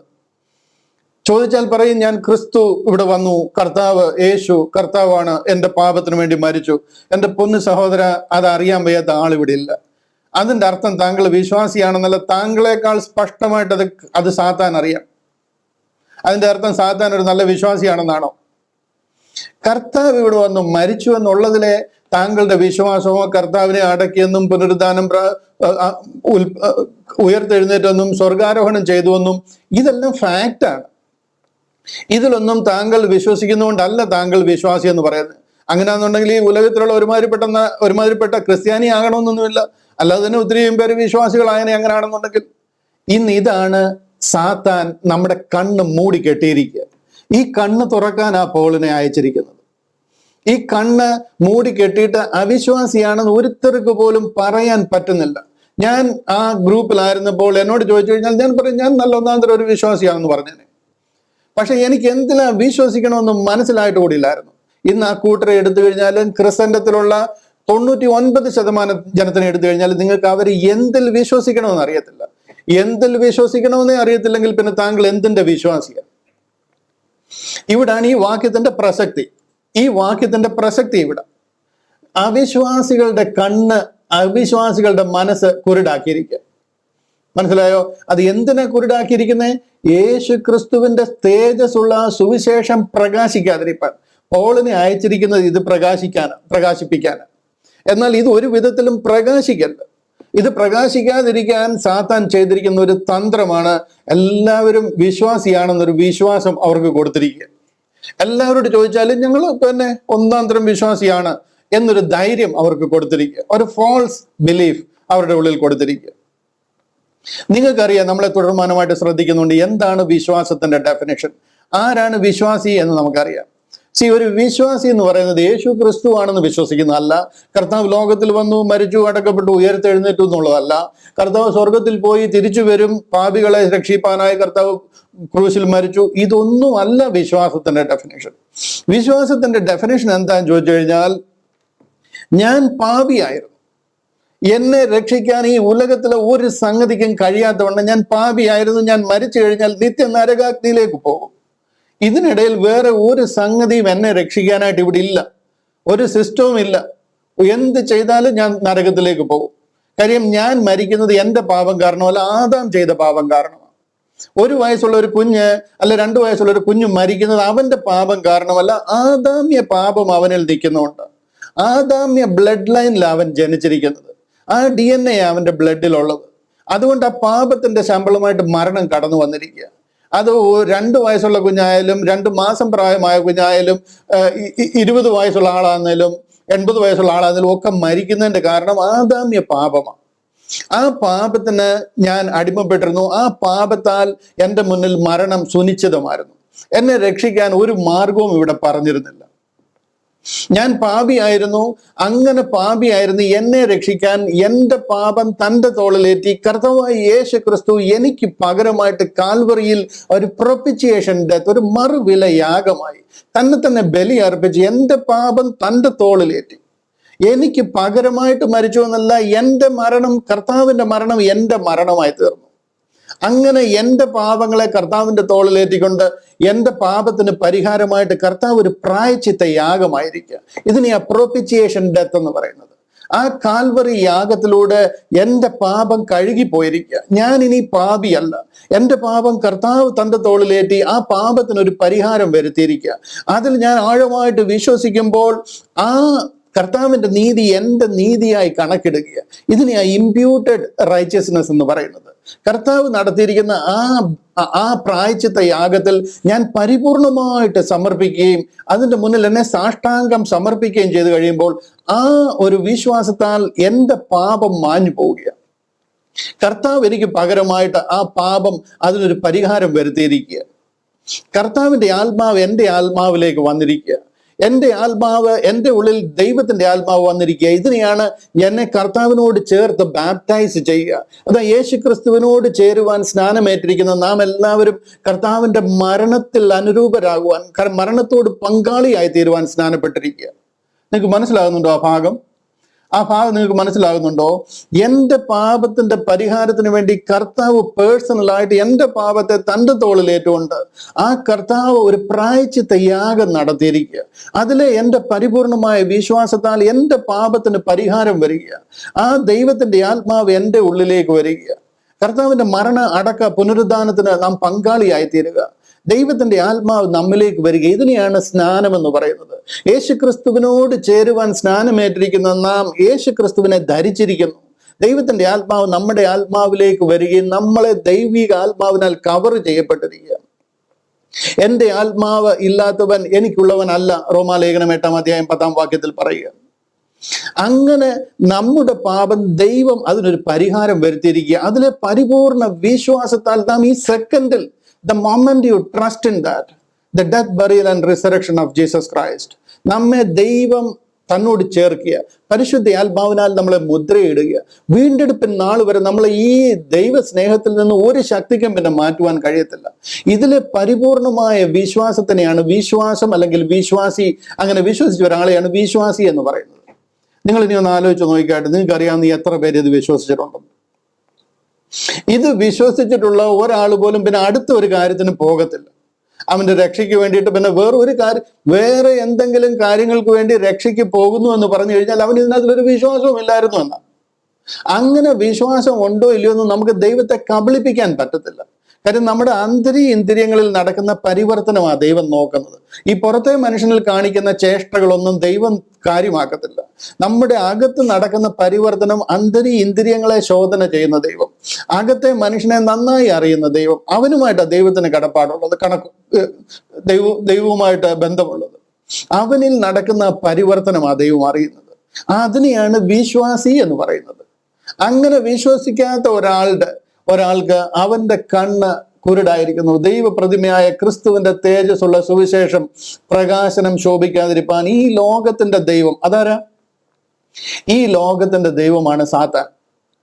അവന്റെ അധീനതയിലായി ഈ ലോകം കിടക്കുന്നത്. അവൻ ഈ ലോകം കർത്താവിനെ കാണിച്ചിട്ട് പറഞ്ഞതാ, ഇത് മുഴുവനും എന്റേതാ, എന്നെ വീണ് നമസ്കരിച്ചു കഴിഞ്ഞാൽ ഞാൻ നിനക്ക് തരാമെന്ന് പറഞ്ഞു. അവിശ്വാസികൾ, നിങ്ങൾ ഇന്ന് ഇത് മനസ്സിലാക്കിയിട്ടേ ഈ ക്ലാസ്സിൽ നിന്ന് പോകാവൂ. എത്ര വിശ്വാസിയെ നിങ്ങൾക്കറിയാം? നിങ്ങൾ ഈ പറയുന്ന ഒറ്റ വിശ്വാസിക്കും ഇതിൽ വിശ്വാസമില്ല. അവർക്കെല്ലാം അറിയാം കർത്താവ് നമുക്ക് വേണ്ടി മരിച്ചു, നമ്മുടെ പാപങ്ങൾക്ക് വേണ്ടി മരിച്ചു, കൃപയാൽ നാം രക്ഷിക്കപ്പെട്ടിരിക്കുന്നു. പക്ഷെ എന്നുണ്ടെങ്കിൽ അതിനുശേഷം മാനസാന്തരപ്പെടണം, അതിനുശേഷം ജലസ്നാനം സ്വീകരിക്കണം, അതിനുശേഷം വേറെ പലകൂട്ടം കാര്യങ്ങൾ ചെയ്യാനുണ്ട്. മാമോദിസ, കുംഭസാരം, കുർബാന, പൗരോഹിത്യം, 10 കൽപ്പന, കുരിശും കുമ്മിയടിയും കുരുത്തോലയും, യു ജസ്റ്റ് നെയിം ഇറ്റ്. വീണ്ടും ജനനം, ജലസ്നാനം, കാത്തിരിപ്പ്, അന്യഭാഷ, പ്രവചനം, ഇതെല്ലാം ചെയ്യുന്നുവെങ്കിൽ നിങ്ങൾ വിശ്വാസിയല്ല. വിശ്വസിക്കേണ്ടത് എന്താണെന്നേ നിങ്ങൾക്ക് അറിയത്തില്ല. നിങ്ങളുടെ കണ്ണ് കുരുടായിരിക്കുന്നു. അവിശ്വാസിയുടെ കണ്ണ് കുരുടാക്കിയിരിക്കുന്നു. ഇതിന്റെ മേലത്തെ വാക്യം ശ്രദ്ധിച്ച് ഇനി നിങ്ങൾ പറയുകയാണ് ഈ വാക്യത്തിന്റെ മേലത്തെ വാക്യം, അതായത് 4 നമ്മൾ ഈ വായിച്ച 4:3 നോക്കി. അവിടെ പറയുക, എന്നാൽ ഞങ്ങളുടെ സുവിശേഷം മറഞ്ഞിരിക്കുന്നുവെങ്കിൽ നശിച്ചു പോകുന്നവർക്ക് അത്ര മറഞ്ഞിരിക്കുന്നു. ഇത് പറയാൻ എനിക്കൊരു മടിയുമില്ല. ഇത് ആർക്കെങ്കിലും മനസ്സിലാകുന്നില്ലെങ്കിൽ ഇതിന് PhD എടുക്കേണ്ട ആവശ്യമില്ല, ഇതിന് ഡോക്ടറേറ്റ് എടുക്കേണ്ട ആവശ്യമില്ല, റോക്കറ്റ് സയൻസ് ഒന്നും പഠിക്കേണ്ട ആവശ്യമില്ല. ഇവിടെ ഞങ്ങൾ പറയുന്ന സിമ്പിൾ സുവിശേഷമാണ്. കർത്താവായ യേശു ക്രിസ്തുവിന്റെ കാൽവറിയിലെ രക്തത്താൽ നിങ്ങളെ വീണ്ടെടുത്തിരിക്കുക. അത് ആർക്കെങ്കിലും മറഞ്ഞിരിക്കുന്നുവെങ്കിൽ, അതായത് ഞങ്ങളുടെ സുവിശേഷം അതാർക്കെങ്കിലും മറഞ്ഞിരിക്കുന്നുവെങ്കിൽ നശിച്ചു പോകുന്നവർക്ക് അത്ര മറഞ്ഞിരിക്കുന്നു. അതായത് ഇതിന്റെ അർത്ഥം നിങ്ങൾ നശിച്ചു പോകാനുള്ളവരാണ്. നിത്യ നരകാഗ്നിയിലേക്ക് പോകുവാൻ നിങ്ങൾ നിങ്ങളെ തന്നെ നിയമിച്ചിരിക്കുക. ഒത്തിരി പേരോട് ചോദിച്ചു നോക്കിയായിട്ട്, നിങ്ങൾ വിശ്വാസിയാണോ എന്ന് ചോദിച്ചാൽ യെസ് വിശ്വാസി, പേരെ വിശ്വാസി വിശ്വാസിയാണോ എന്നാ ചോദിക്കുന്നത്. കണ്ടു കഴിയുമ്പോൾ പേര് ചോദിക്കല വിശ്വാസിയാണോ. അങ്ങനൊരു കീഴ്വഴക്കം, അങ്ങനൊരു സമ്പ്രദായം, ഈ സംഗതികളെല്ലാം നിങ്ങൾ നോക്കിക്കോണം. ഓടുന്ന പട്ടിക്ക് ഒരു മുഴം മുന്നേ എറിയുന്നവനാ സാത്താൻ. ഈ സംഭവം വരുമെന്നറിയാം. അതുകൊണ്ട് ഒരുത്തർക്കും വിശ്വാസി അല്ല എന്നുള്ളൊരു സംശയം ഇല്ലാത്ത രീതിയിൽ എല്ലാവരും വിശ്വാസികളാക്കി അങ്ങ് മുദ്ര കുത്തിയിരിക്കുക, ബിലീവേഴ്സ്. എന്നാൽ എന്തിൽ വിശ്വസിക്കണം, ആരാണ് വിശ്വാസി, എന്താണ് വിശ്വസിക്കേണ്ടത്, എന്താണ് വിശ്വാസം, അതേ അറിയത്തില്ല. Hallelujah, hallelujah. ചിലരൊക്കെ പറഞ്ഞു കേട്ടിട്ടുണ്ട്, ഞാൻ ഇപ്പോൾ നിൽക്കുന്ന വിശ്വാസം എന്നെ സ്വർഗത്തിൽ എത്തിക്കും എന്ന് ഞാൻ വിശ്വസിക്കുന്നു. വളരെ ആത്മാർത്ഥമായിട്ട് ഞാൻ പലരോട് ഈ സുവിശേഷം മണിക്കൂറുകൾ സംസാരിച്ചിട്ടുണ്ട്. അപ്പൊ അതിന്റെ അവസാനത്തിൽ ഞാൻ കേൾക്കുന്ന ഒരു ഡയലോഗാ, ഞാൻ ഇപ്പോൾ നിൽക്കുന്ന വിശ്വാസം എന്നെ സ്വർഗത്തിൽ എത്തിക്കും എന്ന് ഞാൻ വിശ്വസിക്കുന്നു. ഞാൻ തിരുവചന പ്രകാരം നിങ്ങൾക്ക് എഴുതി ഒപ്പിട്ട് തരാം, നിങ്ങൾ കൈവിടപ്പെട്ടു പോകും. നിങ്ങൾ എങ്ങനെ ഇതിനെ കാണുമെന്ന് എനിക്കറിയത്തില്ല, എത്രമാത്രം എന്നോട് ദേഷ്യപ്പെടുമെന്ന് എനിക്കറിയത്തില്ല. എനിക്ക് ദേഷ്യപ്പെട്ടാലും കുഴപ്പമില്ല, കാര്യം നിങ്ങൾ ഇത് മുന്നമേ അറിഞ്ഞിരിക്കുന്ന നല്ലത്. എവിടെയെങ്കിലും നിങ്ങളുടെ ഫ്രിഡ്ജിലോ വല്ല ഒന്ന് ഒട്ടിച്ചു വെച്ചേക്കുന്നത് നല്ലതാണ്. നിങ്ങൾ അങ്ങനെ പോകുമായിരുന്നു എന്നുണ്ടെങ്കിൽ നമ്മൾ ഈ ഗേറ്റ് മിനിസ്ട്രി എന്ന് പറഞ്ഞ പ്രസ്ഥാനം ആരംഭിക്കത്തേയില്ല. ഇത് പിന്നെ വേസ്റ്റാ. നിങ്ങൾ നിൽക്കുന്ന പ്രസ്ഥാനത്തിൽ നിങ്ങളെ സ്വർഗത്തിൽ പോകാൻ കഴിയുമായിരുന്നു എന്നുണ്ടെങ്കിൽ ഞാൻ പിന്നെ ഈ ഒരു പ്രസ്ഥാനം ആരംഭിക്കുകയോ ഈ ഒരു സുവിശേഷം പ്രസംഗിക്കുകയോ ചെയ്യത്തില്ല. നിങ്ങൾ പോകത്തില്ലെന്ന് തന്നെയല്ല, നിങ്ങൾ എന്താണ് പോകാഞ്ഞതെന്ന് പോലും നിങ്ങൾക്ക് മനസ്സിലാകത്തില്ല. അതാണ് അതിന്റെ സീരിയസ്നെസ്. നിങ്ങൾക്ക് മനസ്സിലായോ ഞാൻ എന്താ പറഞ്ഞെന്ന്? പലരും പറഞ്ഞു കേൾക്കാറുണ്ട്, ഞാൻ ഈ നിൽക്കുന്ന സ്ഥലത്ത് ഞാൻ വിശ്വസിക്കുന്നത് എന്നെ സ്വർഗത്തിൽ കൊണ്ടെത്തിക്കുന്ന സുവിശേഷമാണ്, ഞാൻ നിങ്ങൾക്ക് എഴുതി ഒപ്പിട്ട് തരാം, എൻ്റെ ബ്ലഡ് കൊണ്ട് എഴുതി ഒപ്പിട്ട് തരാം, നിങ്ങൾ കൈവിടപ്പെട്ടു പോകുന്നുള്ളത് 3.5 തരം സത്യമായിട്ടുള്ളൊരു കാര്യമാണ്. എന്താണെന്ന് ചോദിച്ചു കഴിഞ്ഞാൽ നിങ്ങൾക്ക് എന്താണ് വിശ്വസിക്കേണ്ടതെന്ന് ബൈബിൾ പ്രകാരം, തിരുവചന പ്രകാരം ആ വിശ്വാസി എന്ന് പറയുന്നത് എന്തിനാണെന്നേ താങ്കൾക്ക് അറിയത്തില്ല. നിങ്ങൾ കൈവിടപ്പെട്ടു പോയതിന് ശേഷം ഇവിടെ നിന്നിട്ട് ഇങ്ങനെ നിൽക്കും, എന്ത് കാരണത്താൽ ആ കൈവിടപ്പെട്ട് പോയതെന്ന് പോലും താങ്കൾക്ക് അറിയത്തില്ല. അതാണ്, അത്ര പാത്തറ്റിക് സിറ്റുവേഷനിലാണ് നാം ഇന്ന് ക്രിസ്ത്യാനികളായിരിക്കുന്നത്. ഇവിടെ ഒരു വലിയ ഗ്രൂപ്പുണ്ട് ക്രിസ്ത്യാനികൾ, വിശ്വാസികൾ എന്ന് അവരെ തന്നെ അറിഞ്ഞിരിക്കുന്നത്. ഈവൻ അവർക്ക് പോലും അറിയത്തില്ല എന്താണ് വിശ്വസിക്കേണ്ടത്. അവരെല്ലാം വിശ്വസിക്കുന്നുണ്ട് യേശു ക്രിസ്തു ദൈവമാണെന്ന് വിശ്വസിക്കുന്നു. കർത്താവ് ഇവിടെ വന്നു, മരിച്ചു, നമ്മുടെ പാപങ്ങളുടെ പരിഹാരത്തിന് വേണ്ടി കാൽവറിയിൽ യാഗമായി തീർന്നു, ഇവിടുന്ന് നമുക്ക് വേണ്ടി മരിച്ചു. ഇതെല്ലാം ശരിയാണ്. അല്ലല്ലേ, ഇതിന്റെ കോർ, ഇതിന്റെ എസൻസ് മിസ്സായിരിക്കുക. ഇതിൽ നിന്ന് കണ്ണു തുറക്കാനാ ദൈവം പോളിനെ വിളിച്ചത്. ഈ ഗ്ലോറിയസ് ഗോസ്പൽ നിങ്ങളെ കാണിക്കുവാൻ വേണ്ടിയിട്ട് ഈ സുവിശേഷമാണ് ഞങ്ങൾ പ്രസംഗിക്കുന്നത്. ഇതാ എൽദോ വർഗീസ് ബ്രദറും നദീഷ് ചെറിയാനും സാം ഫിലിപ്പും ബെഞ്ചമിനും ഞാനും ഒക്കെ പ്രസംഗിക്കുന്ന സുവിശേഷം ഇതാ. പോളിന്റെ കൂട്ടുവേലക്കാരായിട്ട് ഈ സുവിശേഷമാണ് ഞങ്ങൾ അറിയിക്കുന്നത്. ഇത് നിങ്ങളെ നിർബന്ധിച്ച് ഈ ഒരു വിശ്വാസത്തിലേക്ക് കൊണ്ടുവരാനല്ല. സോറി, തെറ്റിദ്ധരിക്കരുത്. ഞങ്ങൾ ഈ പറയുന്നത് നമ്മുടെ ഇവിടെ പ്രസ്ഥാനം വളർത്താൻ വേണ്ടിയിട്ടാണ്, ഗേറ്റ് മിനിസ്ട്രിയിൽ ആൾക്കാരെ കൂട്ടാൻ വേണ്ടിയിട്ടാണ്. ഇപ്പൊ സബ്സ്ക്രൈബേഴ്സ് 50,000, അതിന് ആൾക്കാരെ കൂട്ടാൻ വേണ്ടിയിട്ടാണ് എന്ന് നിങ്ങൾ തെറ്റിദ്ധരിക്കരുത്. ഇത് നിങ്ങൾ പറയുന്ന മാതിരി നമ്പേഴ്സിന്റെ ഒരു കണക്കേ അല്ല. ആ നമ്പേഴ്സ് അനുസരിച്ച് നമുക്ക് പ്രതിഫലം കിട്ടുന്ന ഒരു പ്രസ്ഥാനമേ അല്ല ഇത്. ഞാൻ കണ്ടിട്ടുണ്ട് നാട്ടിലൊക്കെ തേങ്ങ പിരിക്കാൻ വരുന്നവർ. തേങ്ങ പിരിച്ചു കഴിയുമ്പോഴത്തേന് 20 തേങ്ങ പിരിച്ചു കഴിയുമ്പോൾ ഒരു തേങ്ങ അവന് ഫ്രീ ആയിട്ട് കൊടുക്കണം. കയറുന്നതിനൊന്ന്, ഇറങ്ങുന്നതിനൊന്ന് എന്നൊക്കെ പറഞ്ഞ് കണക്കുണ്ട്. 20 തേങ്ങ എണ്ണിയിട്ട് കഴിയുമ്പോൾ ഒരു തേങ്ങ ഇങ്ങോട്ട് മാറ്റിയിടും, അത് അവനുള്ളതാണ് എന്ന് പറഞ്ഞത് മാതിരി ഞങ്ങൾ എന്തോ കുറെ ആത്മാക്കളെ കൊണ്ടുവന്ന് കഴിയുമ്പോൾ കുറെ ആത്മാക്കളുടെ വില നമുക്ക് തരുന്ന രീതിയിലുള്ള ഒരു പ്രസ്ഥാനമല്ല ഇത്. ഈ സുവിശേഷം പ്രസംഗിക്കുക എന്നൊരു ഡ്യൂട്ടിയാണ് ദൈവം ഞങ്ങളെ ഏൽപ്പിച്ചിരിക്കുന്നത്. ആര് വന്നു, എത്ര പേര് വന്നു എന്നുള്ളത് നൺ ഓഫ് അവർ ബിസിനസ്. സത്യം പറഞ്ഞു കഴിഞ്ഞാൽ അതാണ് അതിന്റെ ഫാക്ട്. വളരെ ആത്മാർത്ഥതയോടെ ഞങ്ങൾ പ്രസംഗിക്കുന്നു, നൺ ഓഫ് അവർ ബിസിനസ് എന്നല്ല. ഞാൻ അതിന്റെ ആ സീരിയസ്നെസ് നിങ്ങൾക്കൊന്ന് മനസ്സിലാകാൻ വേണ്ടി പറഞ്ഞതാ. ഈ സുവിശേഷം ലോകത്തെ അറിയിക്കുക എന്നുള്ള ദൗത്യമാണ് ദൈവം ഞങ്ങളെ ഏൽപ്പിച്ചിരിക്കുന്നത്. എത്ര പേര് കൊണ്ടുവന്നു? തോമസ് ജോർജ്, എന്റെ പേര് വിളിക്കുമ്പോൾ നിന്റെ പേര്, നീ എത്ര പേരെ കൊണ്ടുവന്നു എന്നല്ല ചോദിക്കുന്നത്, നീ എത്ര മണിക്കൂർ സുവിശേഷം പറഞ്ഞു, എത്ര സ്ഥലത്ത് പോയി നീ സുവിശേഷം പറഞ്ഞു, എത്ര പേരോട് നീ സത്യം അറിയിച്ചു എന്നുള്ളത്. ഒരുത്തരെയും കിട്ടിയില്ലെങ്കിലും 1 കോടി ആൾക്കാരെ ഞാൻ നേടിയാലും എൻ്റെ പ്രതിഫലം ഒരേ പ്രതിഫലമാണ്. ഞാൻ ഒന്നുകൂടെ പറയാം. ഞാൻ എൻ്റെ ജീവിതകാലം മുഴുവൻ പ്രസംഗിച്ചിട്ട് ഒരുത്തരെയും കിട്ടിയില്ല എന്ന് വിചാരിച്ചു, ഈ സത്യത്തിലേക്ക് വന്നില്ല എന്ന് വിചാരിച്ചു. ഞാൻ പ്രസംഗിച്ചതിനോടിടയിൽ എനിക്കൊരു 40 ലക്ഷം ആൾക്കാർ ഇതിനകത്ത് വന്നു എന്ന് വിചാരിച്ചു. എൻ്റെ പ്രതിഫലം സെയിമാ. എനിക്ക് ഒരു പ്രതിഫലവും ഇതിനകത്തിൽ കൂടുതൽ കിട്ടത്തില്ല. ഞാൻ എത്ര നേരം പ്രസംഗിച്ചു, ഞാൻ ആരോട് സുവിശേഷം പറഞ്ഞു, ഞാൻ എത്രമാത്രം ഈ സുവിശേഷം ലോകത്തിൽ പ്രസിദ്ധമാക്കി എന്നുള്ളതാ ദൈവം എന്നെക്കുറിച്ച് നോക്കുന്നത്. ആൾക്കാർ വരുന്നതോ ആൾക്കാരെ കൂട്ടുന്നതോ നമ്മുടെ ഇൻട്രസ്റ്റ് അല്ല. അതുകൊണ്ട് നിങ്ങൾ തെറ്റിദ്ധരിക്കല്ലോ, തോമസ് ജോർജ് ഗേറ്റ് മിനിസ്ട്രിയിൽ ആൾക്കാരെ കൂട്ടാനായിട്ടാണ് ഇതൊക്കെ പറയുന്നത്. നമുക്ക് ഓരോ ആൾക്കാരെ കൂട്ടാനൊന്നും താല്പര്യമില്ല. ഞങ്ങളെ ഏൽപ്പിച്ചിരിക്കുന്ന സുവിശേഷം നമ്മൾ പ്രസംഗിക്കുക. അത് നിങ്ങളുടെ ഇഷ്ടമാണ്. നിങ്ങൾ ഇത് സ്വീകരിക്കണോ അതോ നിങ്ങൾക്ക് നിത്യ നരകാഗ്നിയിൽ പോകുന്നതിനോടാണ് താല്പര്യം എന്നുണ്ടെന്നുണ്ടെങ്കിൽ ബി ഇറ്റ്. നമ്മൾ പിന്നെ നിർബന്ധിക്കേണ്ട ആവശ്യമില്ല. എന്നാലും ഈ സത്യം നിങ്ങൾ അറിഞ്ഞിരിക്കണം. നിങ്ങൾ ഇന്ന് കണ്ടുവരുന്നത് പോലെ ഈ ഉലകത്തിൽ നമ്മുടെ ഇടയിൽ മലയാളി ക്രിസ്ത്യാനികളുടെ ഇടയിൽ കണ്ടുവരുന്നത് പോലെ ആളെ കൂട്ടുന്ന, കാശ് പിരിക്കുന്ന ഒത്തിരി പ്രസ്ഥാനങ്ങളുണ്ട്. നമ്മൾ ആ പ്രസ്ഥാനമേ അല്ല. അതുമായിട്ട് നമുക്ക് ഒരു ബന്ധവുമില്ല. അതുമാതിരി ആളെ കൂട്ടാൻ നമ്മൾ പുറകെ നടക്കുന്നതുമല്ല. നമ്മളെ ഏൽപ്പിച്ചിരിക്കുന്നത് സുവിശേഷം ലോകത്തെ അറിയിക്കുക. ഇതിന് പ്രതിഫലം തരുന്നത് ദൈവമാണ്. ആളെ കൂട്ടണോ കൂട്ടണ്ടായോ, എത്ര പേര് വരണോ എന്നൊക്കെ ഉള്ളതെല്ലാം ദൈവത്തിന്റെ ഉത്തരവാദിത്വമാണ്. ഞാനൊരുത്തന്റെ കൈക്ക് പിടിച്ച് തിരിച്ചവനെ ഈ മാർഗത്തിലോട്ട് കൊണ്ടുവരാൻ പറ്റത്തില്ല. അതല്ല ദൈവം നമ്മളെ ഏൽപ്പിച്ചിരിക്കുന്നത്. ഈ സുവിശേഷം ആത്മാർത്ഥതയോട് നെഞ്ചോട് ചേർത്ത് ഈ വിശുദ്ധ ചുംബനമുണ്ട്, നമ്മുടെ ഹൃദയം അവരുടെ ഹൃദയവുമായിട്ട് മുട്ടുക. ആ വിശുദ്ധ ചുംബനം അങ്ങനെ കെട്ടിപ്പിടിച്ച് ചുംബനം കൊടുക്കുന്നത് എൻ്റെ ബ്രദർ എന്നുള്ള ആത്മാർത്ഥമായ സ്നേഹത്തോടാണ്. എൻ്റെ ഹൃദയം അവന്റെ ഹൃദയവുമായിട്ട് മുട്ടുക. അത്ര ആത്മാർത്ഥതയോടായി സുവിശേഷം പറയുന്നത്. ഇനി അതിലും വരാൻ താല്പര്യമില്ല എന്നുണ്ടെങ്കിൽ പിന്നെ നമുക്ക് എന്ത് ചെയ്യാൻ പറ്റും? അതിന്റെ ബേസിസിലല്ല നമ്മുടെ പ്രതിഫലം. എനിക്ക് കിട്ടാനുള്ള പ്രതിഫലം ദൈവം എനിക്ക് തരും. അത് ഞാൻ എത്രമാത്രം കർത്താവിന് വേണ്ടി അധ്വാനിച്ചു. പോളിന് കിട്ടുന്നത് ആയിരിക്കത്തില്ല എനിക്ക് കിട്ടുന്നത് എൻ്റെ മുമ്പിലിരിക്കുന്ന നിങ്ങൾക്ക് ഓരോരുത്തർക്കും ലഭിക്കുന്നത്. അവനവൻ അധ്വാനിച്ചതിന്, അവനവൻ ചെയ്തതിനൊത്തവണ്ണം, നല്ലതാകലും തീയതാകലും നാം ഓരോരുത്തരും പ്രാപിക്കേണ്ടതിന് കർത്താവിന്റെ സിംഹാസനത്തിന് മുൻപാകെ നിൽക്കേണ്ടതാകുന്നു. ഹല്ലേലൂയ. ഒരു വാക്യം കൂടെ ഞാൻ കാണിക്കുക. നമ്മുടെ സമയം തീരാറായി. ഈ വിഷയം ഞാൻ ഒരു വാക്യം കൂടെ കാണിച്ചിട്ട് അല്പം കൂടെ വെളിപ്പെടുത്താം. എഫേസ്യ ലേഖനം 3-ാം അധ്യായം അതിന്റെ 8-9 വാക്യങ്ങൾ കൂടെ നോക്കി. ഇവിടെ എല്ലാം ഞാൻ പറഞ്ഞു വരുന്നതിന്റെ മൂല മെസ്സേജ് എന്താന്ന് ചോദിച്ചു കഴിഞ്ഞാൽ, ഈ കണ്ണ് തുറക്കുവാനായിട്ട്, അതായത് ദൃഷ്ടി പ്രകാശിപ്പിക്കുവാനായിട്ട് പോളിനെ ദൈവം ആക്കിയിരിക്കുക. സകല വിശുദ്ധന്മാരിലും ഏറ്റവും ചെറിയവനായി എനിക്ക് ജാതികളോട് ക്രിസ്തുവിന്റെ ഈ അപ്രമേയ ധനത്തെക്കുറിച്ച് പ്രസംഗിപ്പാനും സകലവും സൃഷ്ടിച്ച ദൈവത്തിൽ അനാദികാലം മുതൽ മറഞ്ഞു കിടന്ന ഈ മർമ്മത്തിന്റെ വ്യവസ്ഥ ഇന്നതെന്ന് എല്ലാവർക്കും പ്രകാശിപ്പാനുമായി ഈ കൃപ നൽകിയിരിക്കുന്നു. മനസ്സിലായോ? പ്രകാശിപ്പാനായിട്ട്, ഇത് എല്ലാവർക്കും പ്രകാശിപ്പിക്കാനായിട്ട് ഈ കൃപ നൽകിയിരിക്കുക. ഈ പ്രകാശം പകരാൻ ആ പോളിനെ ദൈവം ദമസ്കോസിൽ വിളിച്ചത്. ഈ കണ്ണ് തുറക്കാൻ, എല്ലാവർക്കും പ്രകാശിപ്പാനായിട്ട്. ഹല്ലേലൂയ. എല്ലാ വിശുദ്ധന്മാരിലും ഏറ്റവും ചെറിയവനായി എനിക്ക്.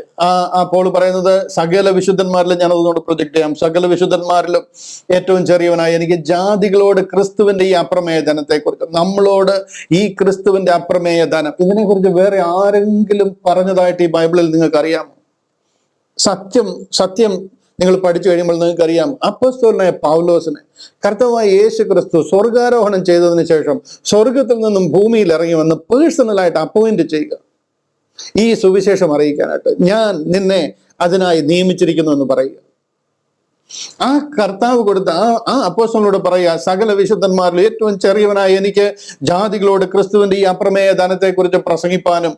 9-ാം വാക്യത്തിൽ പറയുകയാണ്, സകലവും സൃഷ്ടിച്ച ദൈവത്തിൽ അനാദികാലം മുതൽ, ഇതെന്ന് അനാദികാലം മുതൽ, ആദിയിൽ ദൈവം ആകാശവും ഭൂമിയും സൃഷ്ടിച്ചെന്ന് പറയുന്നതിന് മുൻപ് അനാദികാലം മുതൽ മറഞ്ഞു കിടന്ന ഈ മർമ്മത്തിന്റെ വ്യവസ്ഥ ഇന്നതെന്ന് എല്ലാവർക്കും പ്രകാശിപ്പാൻ ഈ കൃപ നൽകിയിരിക്കുന്നു.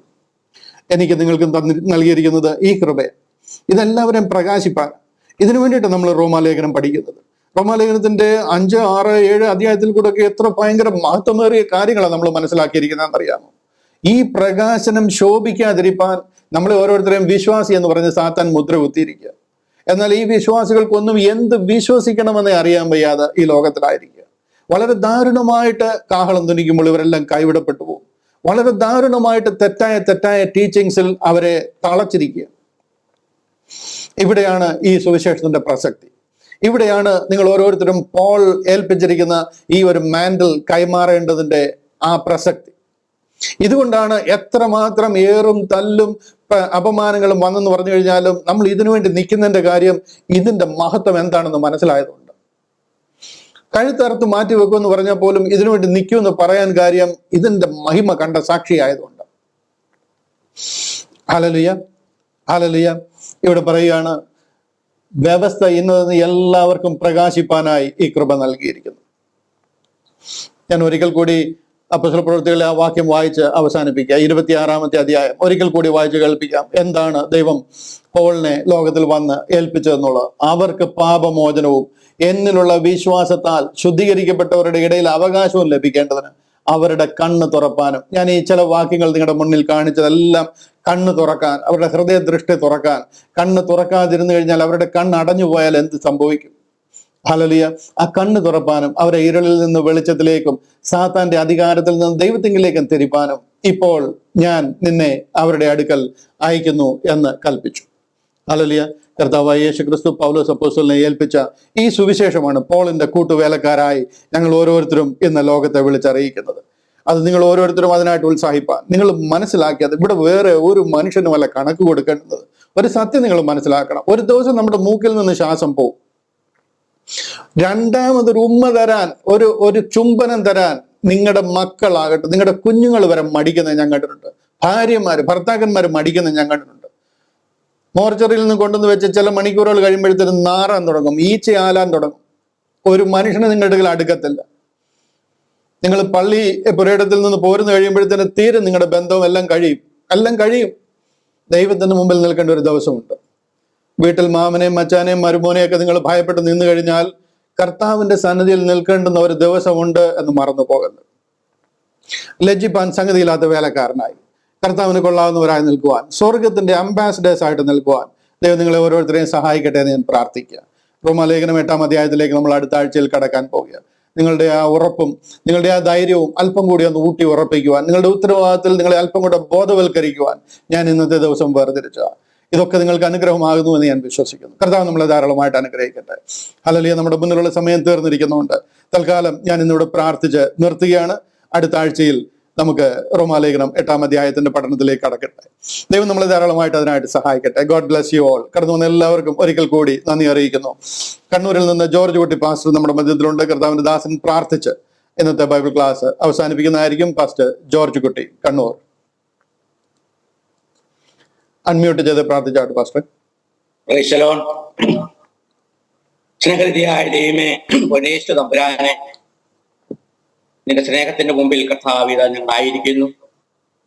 അവിടുത്തെ കൃപയുടെ സുവിശേഷത്തിന്റെ വ്യവസ്ഥ വള്ളിപുള്ളി മാറ്റം വരുത്താതെ ഞങ്ങളെ പറഞ്ഞു പഠിപ്പിച്ച് കർത്താവെ നിന്റെ സ്നേഹത്തിലേക്ക് ഞങ്ങളെ കൂടുതൽ അടുപ്പിക്കുന്ന ദാസന്റെ ശുശ്രൂഷയെ ഓർത്ത് നന്ദിയോടെ നിന്നെ ഞാൻ ശ്രദ്ധിക്കുന്നപ്പ.